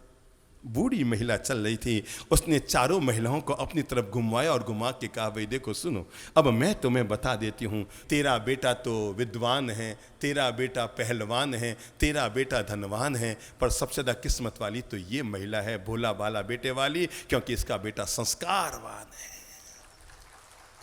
क्या है? क्या है? मुंह से बोल लो, क्या है? विद्वान से भी बड़ा, पहलवान से भी बड़ा, धनवान से भी बड़ा दुनिया में कौन होता है? संस्कारवान। अपने बच्चों में अगर संस्कारों का बीजारोपण करना है तो पहला बीजारोपण, आओ शुरू करते हैं बच्चों में संस्कारों का बीजारोपण करने के लिए। और पहला संस्कारों का बीजारोपण मैं आप लोगों से कहूंगा, बच्चों में पहली आदत डालिए विनम्रता का संस्कार। कौन सा संस्कार? कान, कायदा, आदर, अदब और विनम्रता का संस्कार। मुंह से बोल लो, कौन सा संस्कार? विनम्रता का संस्कार। बच्चों को ये बात जरूर बताएं कि बेटा घर में जो बड़े हैं ना, उनको पांव छू के प्रणाम करना चाहिए, ठीक है ना? क्या समझे? बच्चों को ये सीख जरूर दें। और इसके लिए आप उन्हें न सिखाएं, अभी तो आप अपने सास ससुर या मम्मी पापा को सुबह रोज पांव छू के प्रणाम कीजिए, तय मान कर चलिए, वो खुद देखेंगे और आज नहीं तो कल आपको भी प्रणाम करना शुरू कर देंगे। आपने देखा होगा घर में जब नई नई बहू आती है तब वो रोज सासू माँ के पांव छूती है ना, पर साल भर के बाद आधे घर में परंपरा बंद हो जाती है और 2 साल के बाद लगभग 2-4 घर होते हैं जहां पर बहुएं सासू माँ का पाँव छूती है, बाकी खड़ी हुई किचन में चली गई। आपने कभी सोचा कि ऐसा क्यों होता है? कभी सोचा? कोई है जिसके घर में पत्नी भी और माँ भी हो? कौन है? हाथ खड़ा करो। ये आगे सब कंवारों की टीम बैठी है, सारे कंवारे। अच्छी बात है, हमारे प्रवचन में अगर इतने सारे कंवारे हैं तो हाँ भाई साहब खड़े होइए तो। आपके घर में कौन कौन है? माता जी है, पत्नी है, हाँ, बच्चे तो हैं। बच्चे हैं ना। तो आपकी धर्मपत्नी अपनी मम्मी जी को रोज पाँव छू के प्रणाम करती है? ईमानदारी से बोलना। करती है। और आप? मैं भी करता हूँ। रोज रोज पाँव छू के करते हैं? बिल्कुल बिल्कुल, ताली बजा के अभिनंदन कीजिए। मुझे लगता है 12 साल पहले आपने हमारे प्रवचन सुने हुए हैं ना? सुनने वाला तभी से चालू किया था। हाँ, ये तो मैं समझ गया, नहीं तो चालू होने वाले थे ही नहीं। कहीं ना कहीं हमारा रोल जरूर रहा है इसमें। अच्छी बात है, ताली बजाइए, अभिनंदन कीजिए। वो इसलिए पत्नी आपकी कर रही है क्योंकि आप भी रोज कर रहे हैं। अच्छा एक बात बताओ, वापस खड़ो, अगर आप करना बंद कर देंगे तो? वो छोटा मेरा पोता है 1 साल का, वो भी करता है, पूरा सो के करता है। वो पूरा सो के करता है। आपने कभी सोचा वो क्यों करता है? उसको तो जो अपन कहते हैं वो सीखता है। हाँ, जो आप कहते हैं, जो आप करते हैं वो करता है। आप अपने मम्मा को करते हैं तो वो भी करता है।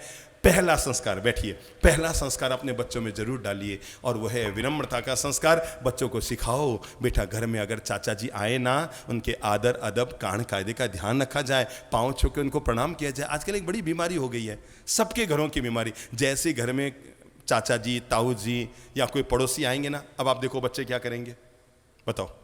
रूम में जाके सीधे बेडरूम में, तीनों बच्चे, दोनों पोतियां भी और पोता भी, तीनों कहाँ चले जाएंगे? रूम में। अब वो रूम में क्या कर रहे हैं आपको पता है? कोई मोबाइल लेकर बैठा है। क्या लेकर बैठा है? कोई बोलो।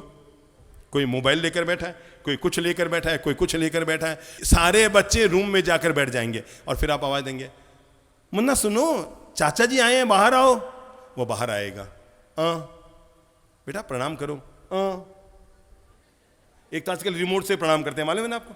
यूं हाफ कट, वो पांव छूना करना, गोडा वोडा, ये सब तो जमाना गया। 5 सेकंड खड़ा रहेगा बच्चा, अब क्या करेगा? ट्यू घूमा शू अंदर। मतलब बड़ों के बीच बैठना भी, और फिर आप आवाज देंगे, अरे किधर गया? क्या है मम्मी? व्यावहारिक ज्ञान जरूर दीजिए उन्हें।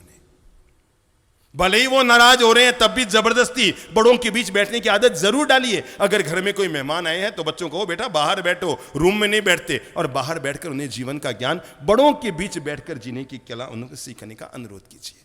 मैंने कहा पहला अनुरोध है विनम्रता का संस्कार। उन्हें इस बात का बोध कराइए, बेटा जब बड़े नीचे बैठे हो तो क्या करना चाहिए। अगर आपकी सासू माँ या आपकी मम्मी जी ज़मीन पे बैठ के सामायिक कर रही है और आपकी बेटी अगर कुर्सी पे बैठ के खाना खा रही है, मत घबराइए उसे कहने में, बेटा गलत बात, नीचे बैठो, मम्मी जी नीचे बैठे हैं ना। समझ रहे हैं मेरी बात? समझ रहे हैं? ये आदर अदब और विनम्रता का संस्कार जरूर दीजिए ताकि 4 लोगों के बीच आपकी इज्जत बनी रहे। हम एक अमीर घर में थे, बड़ा ज्वेलर्स है देश के, हम उनके घर में थे। उन्होंने वहाँ 100-200 लोगों को बुला भी रखा था और मैंने बात ही बात में पूछा, आपका पोता नहीं है? कहा वो ऊपर है। उन्होंने आवाज़ दी, अरे ऊपर से उसको बुला। वो नीचे आया और आकर के वहीं पर सामने एक सोफ़ा पड़ा था। हम सभी लोग, करीबन 150 लोग, उसके दादाजी भी ज़मीन पे बैठे थे, मम्मी पापा भी ज़मीन पे बैठे थे, हम महाराज साहब भी ज़मीन पे बैठे थे। और वो आया और सामने कोने में एक सोफ़ा पड़ा था, आकर धम से उस पर बैठ गया यूँ। अब वो दादा उसको बार बार ऐसा लगा, मतलब नीचे आ। वो बेटा देखे ही नहीं, यूं बैठा है बस आराम से। आखिर मुझे ही कहना पड़ा, बेटा दादाजी कह रहे हैं कि सभी लोगों के साथ जमीन पे आके बैठो।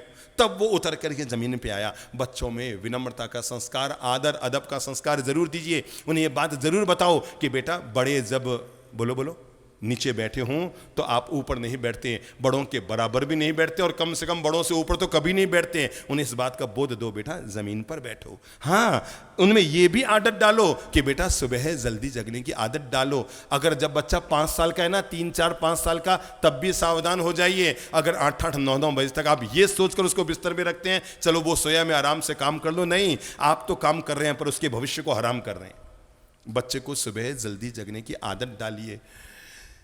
मेरे भाई, सुबह 4 बजे तक जगना बहुत सरल है। क्या कहा मैंने? बोल लो।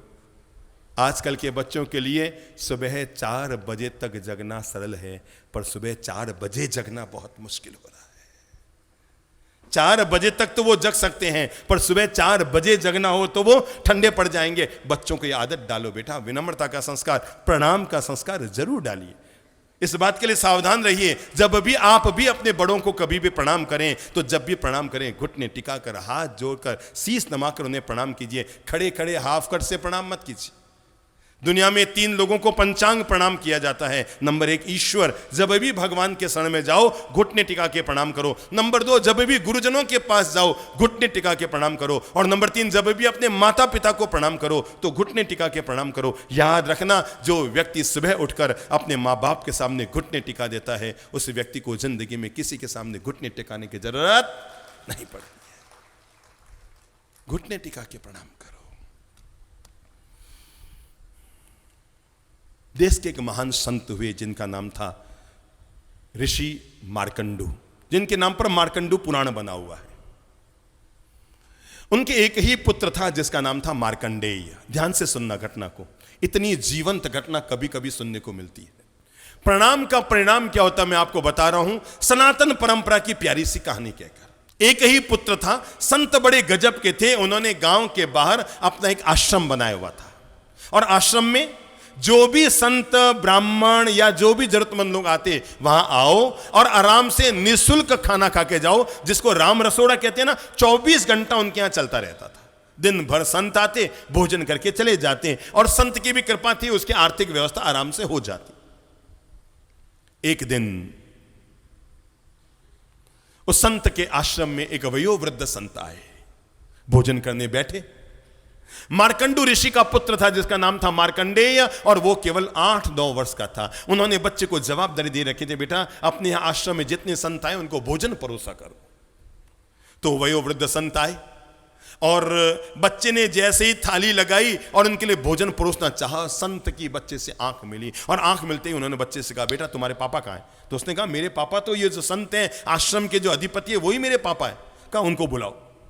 मार्कंडू आए, प्रणाम किया वयोवृद्ध संत को। तो उस वयोवृद्ध संत ने मार्कंडू ऋषि से कहा कि मैं आपको सावधान कर देना चाहता हूं, ये जो आपका बेटा है ना, मैंने इसका भविष्य देख लिया है। आज से ठीक 6 महीने के बाद और इसी समय दोपहर में 1:30 पर इस बच्चे का शरीर शांत हो जाने वाला है। ठीक 6 महीने के बाद मैंने इसका भविष्य देख लिया है और तुम्हें इसलिए बता रहा हूं ताकि इसके आत्म कल्याण के लिए तुम जो करना चाहो सो वो कर सको। वयोवृद्ध संत तो कहकर चले गए, पर वो मार्कंडू ऋषि चिंतित हो गए, क्या करूं क्या करूं क्या करूं, अब 6 महीने में अपने बच्चे का क्या करूं। और वो संत भी इतने ज्ञानी हैं कि जरूर उनकी बात में कोई ना कोई दम है, बात झूठी तो नहीं होगी। क्या किया जाए क्या किया जाए क्या किया जाए, क्या करूं क्या करूं क्या करूं। उन्होंने सारे शास्त्रों को देखा और देखने के बाद उन्होंने अपने प्यारे पुत्र को अपने पास बुलाकर सिर पर हाथ फेरते हुए कहा, बेटा वो जो ज्ञानी संत वयोवृद्ध संत कह के गए तुमने वो बात सुनी? हाँ पापा मैंने सुनी। उन्होंने कहा मैं 6 महीना और जीऊंगा। ठीक है पापा, जैसी जिंदगी। पर बेटा नहीं नहीं नहीं नहीं, ऐसे कैसे? अब मैं तुम्हारे जीवन में सत्कर्म करा रहा हूं, तुम पहला काम किया कर, अपने आश्रम में जो भी संत ऋषि आए ना, जो भी ज्ञानी पुरुष आए ना, जो भी भोजन करने आए ना, तो उन्हें भोजन कराने से पहले घुटने टिकाकर उन्हें प्रणाम किया कर। क्या किया कर? प्रणाम किया कर। बच्चे ने कल से वही शुरू कर दिया। जितने भी संत आते, जितने भी ज्ञानी आते, जितने भी मेहमान आते, मैं बता रहा हूं आपको प्रणाम का परिणाम क्या होता है। वो बच्चा रोज उन्हें प्रणाम करता, नमस्तु, प्रणाम मुनिवर, प्रणाम संतवर, प्रणाम ये प्रणाम, जो भी आता उन्हें घुटने टिका के प्रणाम करता। और 6ठा महीना आ गया। 6ठा महीना नहीं, वो तारीख भी आ गई जो तारीख संत कहकर गए थे, इस दिन तुम्हारे बेटे का 1:30 बजे स्वर्गवास हो जाएगा। वो तारीख भी आ गई। माता पिता दोनों चिंतित हैं, पर उन्हें पता था उस संत की भविष्यवाणी को गलत साबित करना दुनिया में किसी के वश में नहीं है, क्योंकि वो जो बोलते हैं वो परम ज्ञान होता है। आज हमारे बच्चे की मृत्यु तय है, 11:30 बजे है। और उस कुटिया में, उस आश्रम में आहार लेने के लिए सप्तऋषि आ जाते हैं। कौन आते हैं? सप्तऋषि आ जाते हैं। सप्तऋषि आते हैं, भोजन करने बैठते हैं। बच्चे का क्या नियम? जो भी आए उन्हें घुटने टिका के प्रणाम करो। वो पहले ऋषि को प्रणाम करता है, प्रणाम ऋषिवर। वो कहते हैं सतायु भव। देखना आगे। वो दूसरे ऋषि को प्रणाम करता है, ऋषिवर प्रणाम। तो वो भी क्या बोलते हैं? शतायु भव। वो तीसरे ऋषि को प्रणाम करता है, वो भी बोलते हैं चौथे को, पांचवें को, छठे को, और जैसे वो सातवें ऋषि को प्रणाम करते हैं, बच्चा प्रणाम करता है और ऋषि के मुंह से निकलता है शतायु ब्रैक। अरे ऋषियों, तुमने ये क्या कर दिया? अरे जिसको तुमने शतायु भव का आशीर्वाद दिया है वो तो विदिन 1 घंटा में द एंड, इसकी तो मृत्यु होने वाली है। अरे अपन लोगों का दिया गया सारा वचन व्यर्थ जाएगा। सप्त ऋषियों की वाणी आज गलत साबित होने वाली है। ये शतायु नहीं, ये 1 घंटे का मेहमान है। ऋषियों ने निर्णय लिया, ऋषियों ने मीटिंग की, हम यहां पर भोजन नहीं करेंगे। अरे हमारा आशीर्वाद व्यर्थ नहीं जाना चाहिए। क्या करें, क्या करें, क्या करें? सप्त ऋषियों ने निर्णय लिया। ये कहानी तो वैदिक कहानी है, पर जिंदगी के लिए प्रणाम का परिणाम क्या होता है मैं आपको बता रहा हूं। और तब सप्त ऋषियों ने निर्णय लिया, वो गए मार्कंडू ऋषि के पास और जाकर कहा कि हमने तुम्हारे बेटे को शतायु भव का आशीर्वाद दिया है, हमारा आशीर्वाद व्यर्थ नहीं जा सकता। पर सातवां ऋषि कहता है ये तो 1 घंटे में शांत होने वाला है, मृत्यु होने वाली है। सप्त ऋषि कहते हैं इस बच्चे को लेकर ब्रह्मा जी के पास जाएंगे। कहां जाएंगे?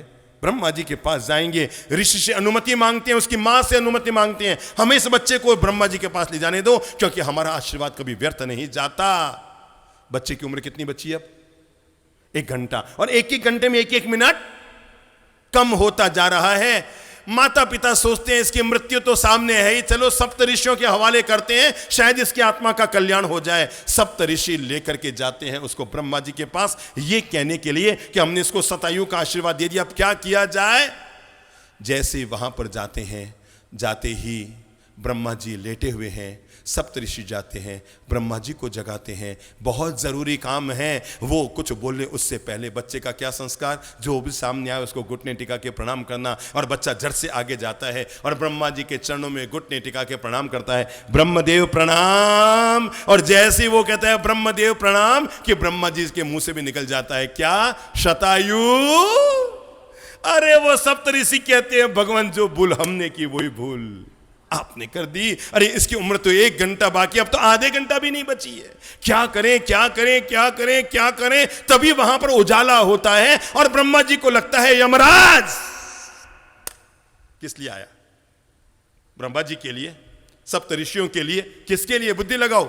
यमराज वहां प्रकट होता है, किसके लिए? उस बच्चे को ले जाने के लिए। और जैसे ही यमराज आता है, वो ढूंढता है कि वो बच्चा जमीन पे नहीं मिल रहा है, यहां कहां ब्रह्मलोक में आ गया, और वो बच्चे को ले जाने के लिए आता है। और जैसे ब्रह्मा जी के सामने आकर प्रकट होता है यमराज, बच्चे के तो झट से वही आदत, जो मिले सामने उसको घुटने टिका के प्रणाम करना। और वो सीधा जाता है यमराज के पास और जाकर कहता है यमराज प्रणाम। यमराज भूल जाते हैं और उनके मुंह से भी निकल जाता है शतायु।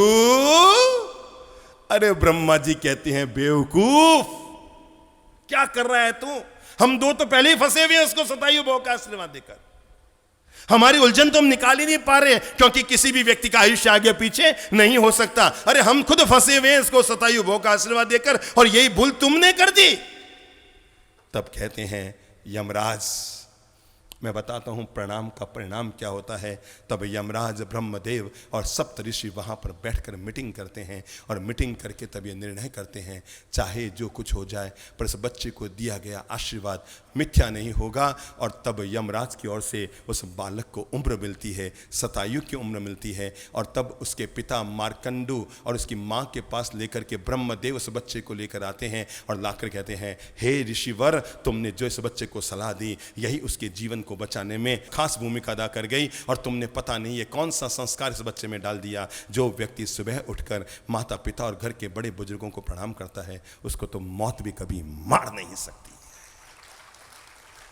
और कहते हैं आधे घंटे बाद मरने वाला वो बच्चा 100 साल की जिंदगी और पाने में सफल हो जाता है।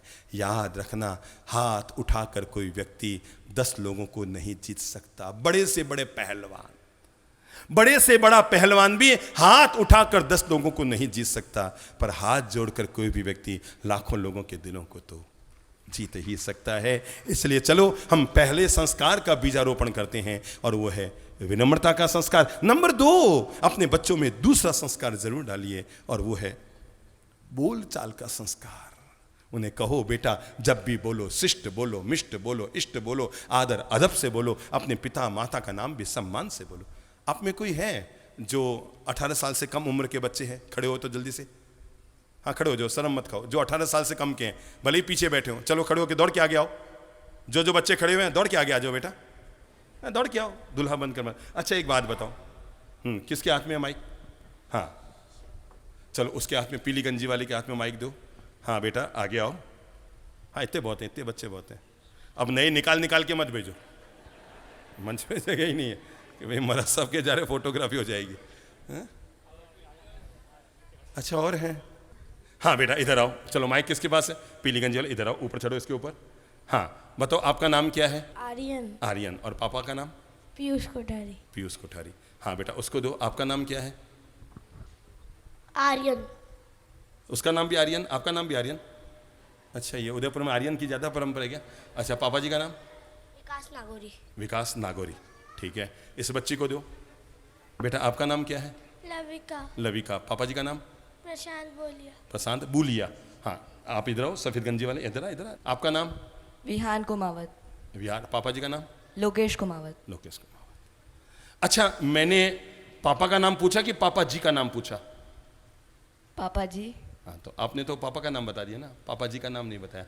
चलो आज आप सभी बच्चों को पापा जी का नाम बोलना सिखाता हूँ। चलो इधर आओ बेटा, इधर आओ, ब्लू गंजी वाले इधर आओ। आप कितने भाई बहन हैं? हम 2 भाई बहन हैं, 2 भाई है। 2 भाई हैं। दूसरा भाई कहाँ है? वो नहीं आया है, वो स्कूल गया है। आप दोनों आपस में लड़ते हो? नहीं। नहीं लड़ते हो? अच्छा ठीक है। पापा जी का नाम क्या है? कीर्ति डागा। कीर्ति डागा। किसी ने कहा विकास कोठारी, किसी ने कहा कीर्ति डागा, किसी ने कहा रमेश प्रजापत, सब ने अपने अपने नाम बताए। चलो आज सारे बच्चों को मैंने कहा ना बोल चाल का संस्कार, अब यहीं से बीजारोपण करते हैं। पिताजी का नाम बोलना सिखाते हैं। हमेशा याद रखो, मिठाई में डाल दो अच्छा घी, बोलो। मिठाई में डाल दो अच्छा घी। और पिता के नाम के साथ लगा दो जी। और पिता के साथ लगा दो जी। तो जायका बढ़ जाता है। अब बोलो पिताजी का नाम, बोलो श्री। आगे कीर्ति डागा। फिर कीर्ति डागा। कैसे शादी होगी आपकी यूं करोगे तो बताओ? बोलो कीर्ति जी।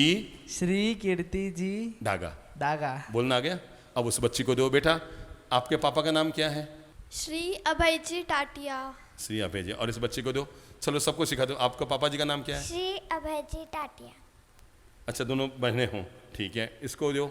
आपके पापा जी का नाम क्या है? श्री डेनिश जोटा। हैं? श्री डेनिश जोटा। दिनेश? डेनिश जोटा। हाँ। अच्छा ठीक है, तो दिनेश जी बोल दो ना, दिनेश जी। श्री डेनिश जी जोटा। जोटा। अब पीछे वाले को दो, लंबे लड़के को। हाँ काले शर्ट में ना। हाँ आपके पापा जी का नाम? श्री विपिन जी पालवत। पैदा होने के बाद पहली बार बोला होगा ना, श्री और जी लगा के ना? पक्की बात? पैदा होने के बाद पहली बार कि पहले भी बोला? हाँ नहीं पहले भी ऐसे बोला था कि आज पहली बार बोला? ये पहले बार है। पहली बार बोला ना आज? हाँ। क्या आज हमारे पास आप पहली बार आए ना? हाँ या इससे पहले भी आए थे? आई थिंक एक बार पहले आए पर कब आया था? बहुत साल पहले पर बहुत साल पहले आए थे। हाँ कितने साल पहले? पर माँ बोल रही थी पहले। माँ बोल रही थी पहले। माँ बोल रही थी मैं पहले लेके गई थी, आपको याद थोड़ी है? चलो नहीं। आज नए संस्कार सभी बच्चे अपने जीवन में बीजारोपण कर लो। जब भी मम्मी पापा का नाम लो, देखो क्या गजब है, पैदा आपने किया और बाप का नाम बोलना मैं सिखा रहा हूँ। बताओ आपने क्या किया? जन्म आपने दिया और पिता का नाम बोलना मुझे सिखाना पड़ रहा है। चलो सभी बच्चे दिमाग में ले लो, जब भी पिता का नाम लो तो पहले क्या लगाओ? श्री। और नाम के बाद क्या लगाओ? जी। समझ गए ना? समझ गए बेटा? समझ गए? पीछे वाले को दो। हाँ आगे आओ बेटा, आगे आओ, ऊपर चढ़ के आ जाओ, जल्दी आओ। इधर आ जाओ, आपका मेरा कलर मैच खाता है। हाँ ऊपर आ जाओ, ऊपर आ जाओ। आपका नाम क्या है? आरव अग्रवाल। पापा जी का नाम? प्रवीण जी अग्रवाल। बोलो श्री प्रवीण जी श्री प्रवीण जी अग्रवाल। मम्मी का नाम? श्री पारुल जी अग्रवाल। श्री नहीं, मम्मी श्रीमती होती है। पापा की मती को कौन हिलाती है? मम्मी। तो श्रीमती होगी ना? हाँ श्री। तो बोलो मम्मी का नाम क्या है? श्रीमती पारुल जी अग्रवाल। ताली बजाओ इन बच्चों के लिए जिन्होंने आज जीवन की पहली सीख पाई कि मम्मी पापा का जब भी नाम लो तो क्या हमेशा श्री लगाओ। पहले श्री लगाओ और बाद में जी। जी लगाओ। अगर हम मम्मी पापा के नाम को लेते समय श्री और जी इन दोनों शब्दों का इस्तेमाल कर देते हैं तो मान कर चलना उस नाम का स्वाद और उस नाम का सम्मान अलग हो जाता है। सभी बच्चे पक्का निर्णय? आपके पापा का नाम क्या है? नरेंद्र नहीं, बोल श्री नरेंद्र जी। माइक दो इसको, बोलना सिखाते हैं। पापा जी आपका शुभ नाम क्या है? तन्मय। तन्मय। और पापा जी का नाम? नरेंद्र। फिर नरेंद्र। बोलो श्री। श्री। बताओ 3-3 लाख रुपए खर्च करके आप इंग्लिश स्कूल में इन बच्चों को पढ़ा रहे हो और वो इंग्लिश मीडियम स्कूल वाले इनको बाप का नाम भी सही ढंग से बोलना नहीं सीख पाए, है ना? काश हमारी क्लास में ले आते तो अभी तक कब के तैयार हो गए होते। अब बोलो पिताजी का नाम क्या है? श्री नरेंद्र जी। जी। ठीक है, थैंक यू। सभी बच्चे बैठो, सीख गए सभी बच्चे? चलो इधर आओ बेटा, इधर आओ। हाँ इधर आओ, आप इधर आओ, इधर आ जाओ। हाँ इधर आओ। आपका नाम क्या है? जोर से बोलो। नमन चौहान। नमन चौहान। ये पंडाल की एक खासियत है, हर जाति हर कौम का व्यक्ति यहाँ उपलब्ध है। 36 कौम अगर कहीं देखनी हो तो इस मैदान में आ जाओ, यहाँ पर शहर की हर जाति हर कौम हर वर्ग का व्यक्ति मिल जाएगा। और पापा जी का नाम? श्री जी पंकज चौहान। श्री जी नहीं, इसको ये पता नहीं है जी आगे लगाएं कि पीछे लगाएं। श्री जी पंकज जी चौहान। नहीं नहीं नहीं, श्री पंकज जी चौहान। हाँ श्री पंकज जी। श्री पंकज जी चौहान। और मम्मी का नाम? पूछ के आप पापा से। अच्छा याद कर लो, याद कर। मम्मी का नाम? इसकी मम्मी आई है क्या? आपकी मम्मी आई है तो दौड़ के जाके पूछ क्या मम्मी आपका नाम क्या है? पापा ने बताया ही नहीं। चलो सिट डाउन प्लीज। कुल मिलाकर मैंने अनुरोध किया, पहली संस्कार की जरूरत है बच्चों में विनम्रता का संस्कार, और दूसरे संस्कार की जरूरत है बच्चों में क्या? बोलचाल का संस्कार। तीसरा संस्कार बच्चों को जरूर दीजिए, स्वच्छता का संस्कार। बच्चों को समझाओ बेटा खाना खाने बैठो ना तो हाथ धोकर बैठा करो। बच्चों को समझाओ बेटा बड़े बड़े नाखून अच्छे नहीं लगते क्योंकि इनका नाम ही नाखून है, जिसमें नहीं होता खून उसका नाम क्या है? नाखून। तो बच्चों को इस बात का विवेक दो कि बेटा बड़े बड़े नाखून हमें नहीं रखने चाहिए। बड़े बड़े नाखून रखने से नाखून की गंदगी भी हमारे शरीर में जाती है। अच्छा एक बात बताओ बेटा, आप खड़े हो तो? हाँ आप खड़े हो बेटा। शुभ नाम क्या है बेटा आपका? हैं? आगे आ जा, आगे आ जाओ, घबराते नहीं बेटा, घबराओ मत। आप हमारी बेटी हो, बच्ची हो, आराम से आ जाओ। आपके भाई बहन में कभी झगड़ा होता है? थोड़ी थोड़ी बार, थोड़े बार। और मम्मी पापा में?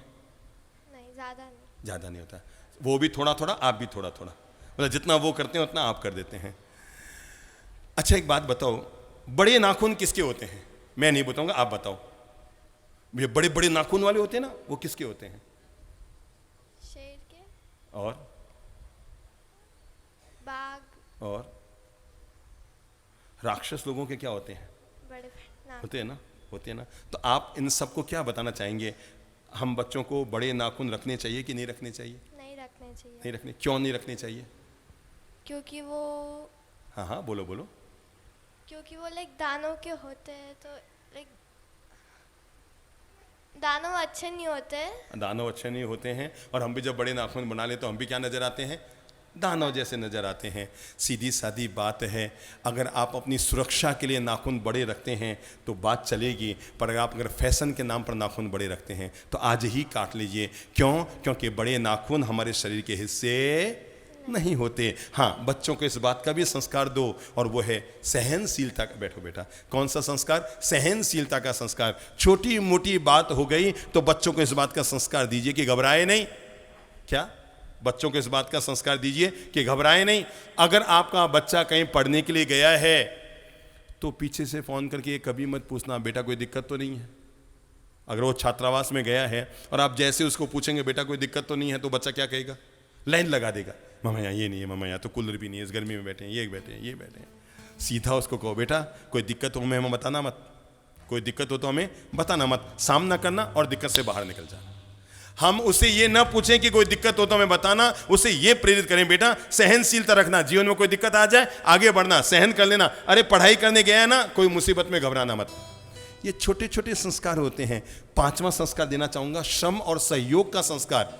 अगर बच्चा आपका 16 साल का हो गया है और वो आवाज देना मम्मा एप्पल, सुधार के मत दीजिए, उसे चाकू और एप्पल दोनों पकड़ाइए। क्या कीजिए? समझिए मेरी बात को। 16 साल की बेटी ने सोफे पर बैठे बैठे आपको आवाज दी मम्मा एप्पल, तो सीधा सुधार के मत दीजिए। क्या कीजिए? बोलो बोलो।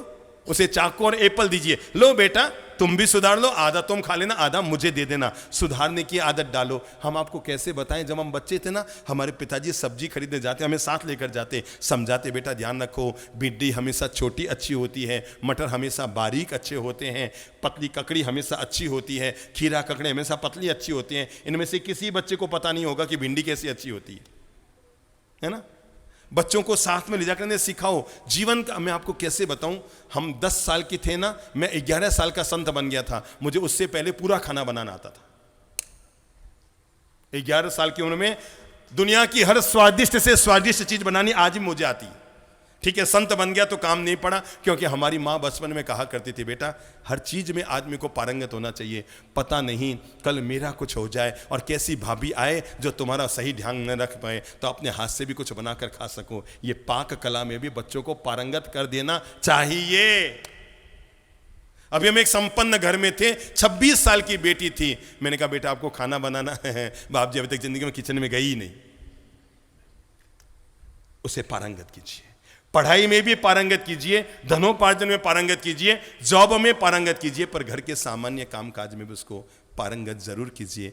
अगर आप अंतिम संस्कार बच्चों को हमारी ओर से देना चाहते हैं तो वो जरूर दीजिए, और वह है सम्मानजनक भाषा बोलने का संस्कार। बच्चों को बताओ, बेटा बड़े भाई को कभी तुम नहीं कहते। क्या नहीं कहते? बड़े भाई को कभी तुम नहीं कहते, बड़ी बहन से कभी झगड़ा नहीं करते, उसे कभी तुम नहीं कहते। जब भी बोलो सम्मान की भाषा बोलो, जब भी बोलो प्रेम की भाषा बोलो, जब भी बोलो इज्जत की भाषा बोलो। चलो कमर सीधी करो। तो अब एक जीवन की एक बहुत अच्छी चीज़ सिखा रहा हूँ, और वह है बच्चों के लिए, बड़ों के लिए, जिनके पास मोबाइल है, अगर उसमें रिकॉर्डिंग करना हो तो कर लीजिएगा। और वह है जीवन की वर्णमाला। चंद्र प्रभ जी महाराज ने ये आम इंसान की जिंदगी में उत्तम संस्कारों को डालने के लिए, जिनको अपने मोबाइल में रिकॉर्डिंग करनी हो कर लेना, फिर वापस सुनने को मिले ना मिले। जीवन अब तक आपने सुना है, अ से अनार, आ से आम, ई से इमली, बड़ी ई से ईख, ऊ से क्या, कौन कौन आज हम ले रहे हैं जीवन की वर्णमाला। सबसे प्यारी दुनिया की वर्णमाला है, जो हर बच्चे के जीवन में विकास के द्वार खोलती है, संस्कारों के द्वार खोलती है, जीवन की वर्णमाला। अब तक आपने क्या समझा? अ से अनार, ये होता ना, अ से बोलो बेटा, अ से, और आ से आम, और ई से इमली, और बड़ी ई से ईख, और ऊ से, चलो अब जीवन की नई वर्णमाला लेते हैं। अ से अदब करो, सब बोलते रहो साथ में, आपकी खुद की आवाज भी मोबाइल में जाती रहे। अ से अदब करो, दोबारा बोल लो, अ से, कोई रह ना जाए, बच्चों बोलो, अ से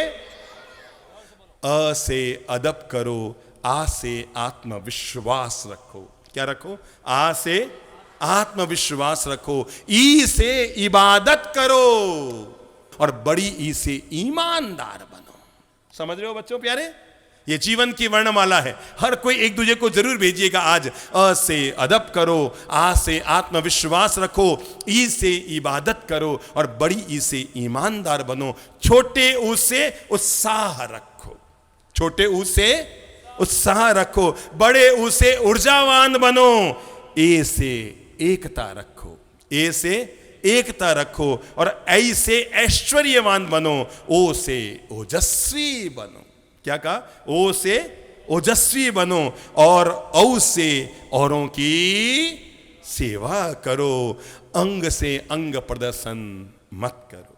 इसके बाद क्या आता है? क से कर्म करो, ख से खरे बनो, ग से गरिमा रखो, और घ से घमंड मत करो। च कहता है चरित्रवान बनो। जीवन की 12 कड़ी, जीवन की वर्णमाला। च से चरित्रवान बनो, छ से छलो मत, और ज से जलो मत, और झ से झगड़ो मत। अब आता है ट से टकराओ मत, ठ से ठगो मत, ट से टकराओ मत, ठ से ठगो मत, ड से डरो मत, और ढ से ढलना सीखो। त से तरक्की करो, थ से थको मत, द से दया करो, ध से धर्म करो, और न से नरम बनो। फिर क्या आता है?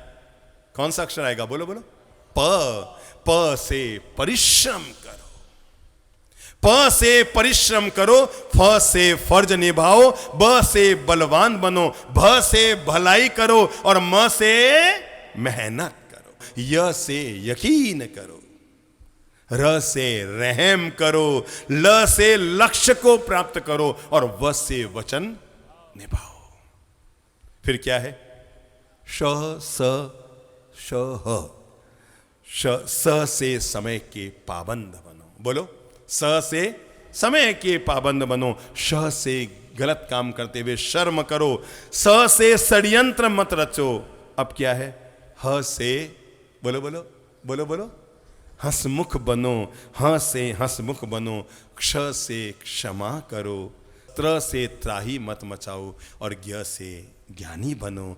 ये अ से लेकर ज्ञ तक की छोटी सी जीवन की वर्णमाला है। ताली बजाकर ये जीवन की वर्णमाला का अभिनंदन कीजिए। फिर से जिन्होंने रिकॉर्डिंग नहीं किया वापस एक बार दोबारा रिकॉर्डिंग कर लो फटाफट। अ से अदब करो, मैं स्पीड में बोल रहा हूं। अ से अदब करो। आ से आत्मविश्वास रखो। ई से इबादत करो। बड़ी ई से ईमानदार बनो। छोटे उस से उत्साह रखो। बड़े उस से ऊर्जावान बनो। ए से एकता रखो। ऐ से ऐश्वर्यवान बनो। ओ से ओजस्वी बनो। औ से औरों की सेवा करो और अंग से अंग प्रदर्शन मत करो। क से कर्म करो। ख से खरे बनो। ग से गरिमा रखो और घ से घमंड मत करो। च से चरित्रवान बनो। छ से छलो मत। ज से जलो मत और झ से झगड़ो मत। त से टकराओ मत। ठ से ठगो मत। ड से डरो मत और ढ से ढलना सीखो। त से तरक्की करो। थ से थको मत। द से दया करो। ध से धर्म करो और न से नरम बनो। प से परिश्रम करो। फ से फर्ज निभाओ। भ से भलाई करो। म से महान बनो। य से यकीन करो। र से रहम करो। ल से लक्ष्य को प्राप्त करो। व से वचन निभाओ। स से समय के पाबंद बनो। श से शर्म करो। स से षड्यंत्र मत रचो और ह से हंसमुख बनो। क्ष से बोलो बोलो क्ष से क्षमा करो। त्र से त्राही मच बनाओ। ज्ञ से ज्ञानी बनो। ताली बजाओ और खड़े हो जाओ।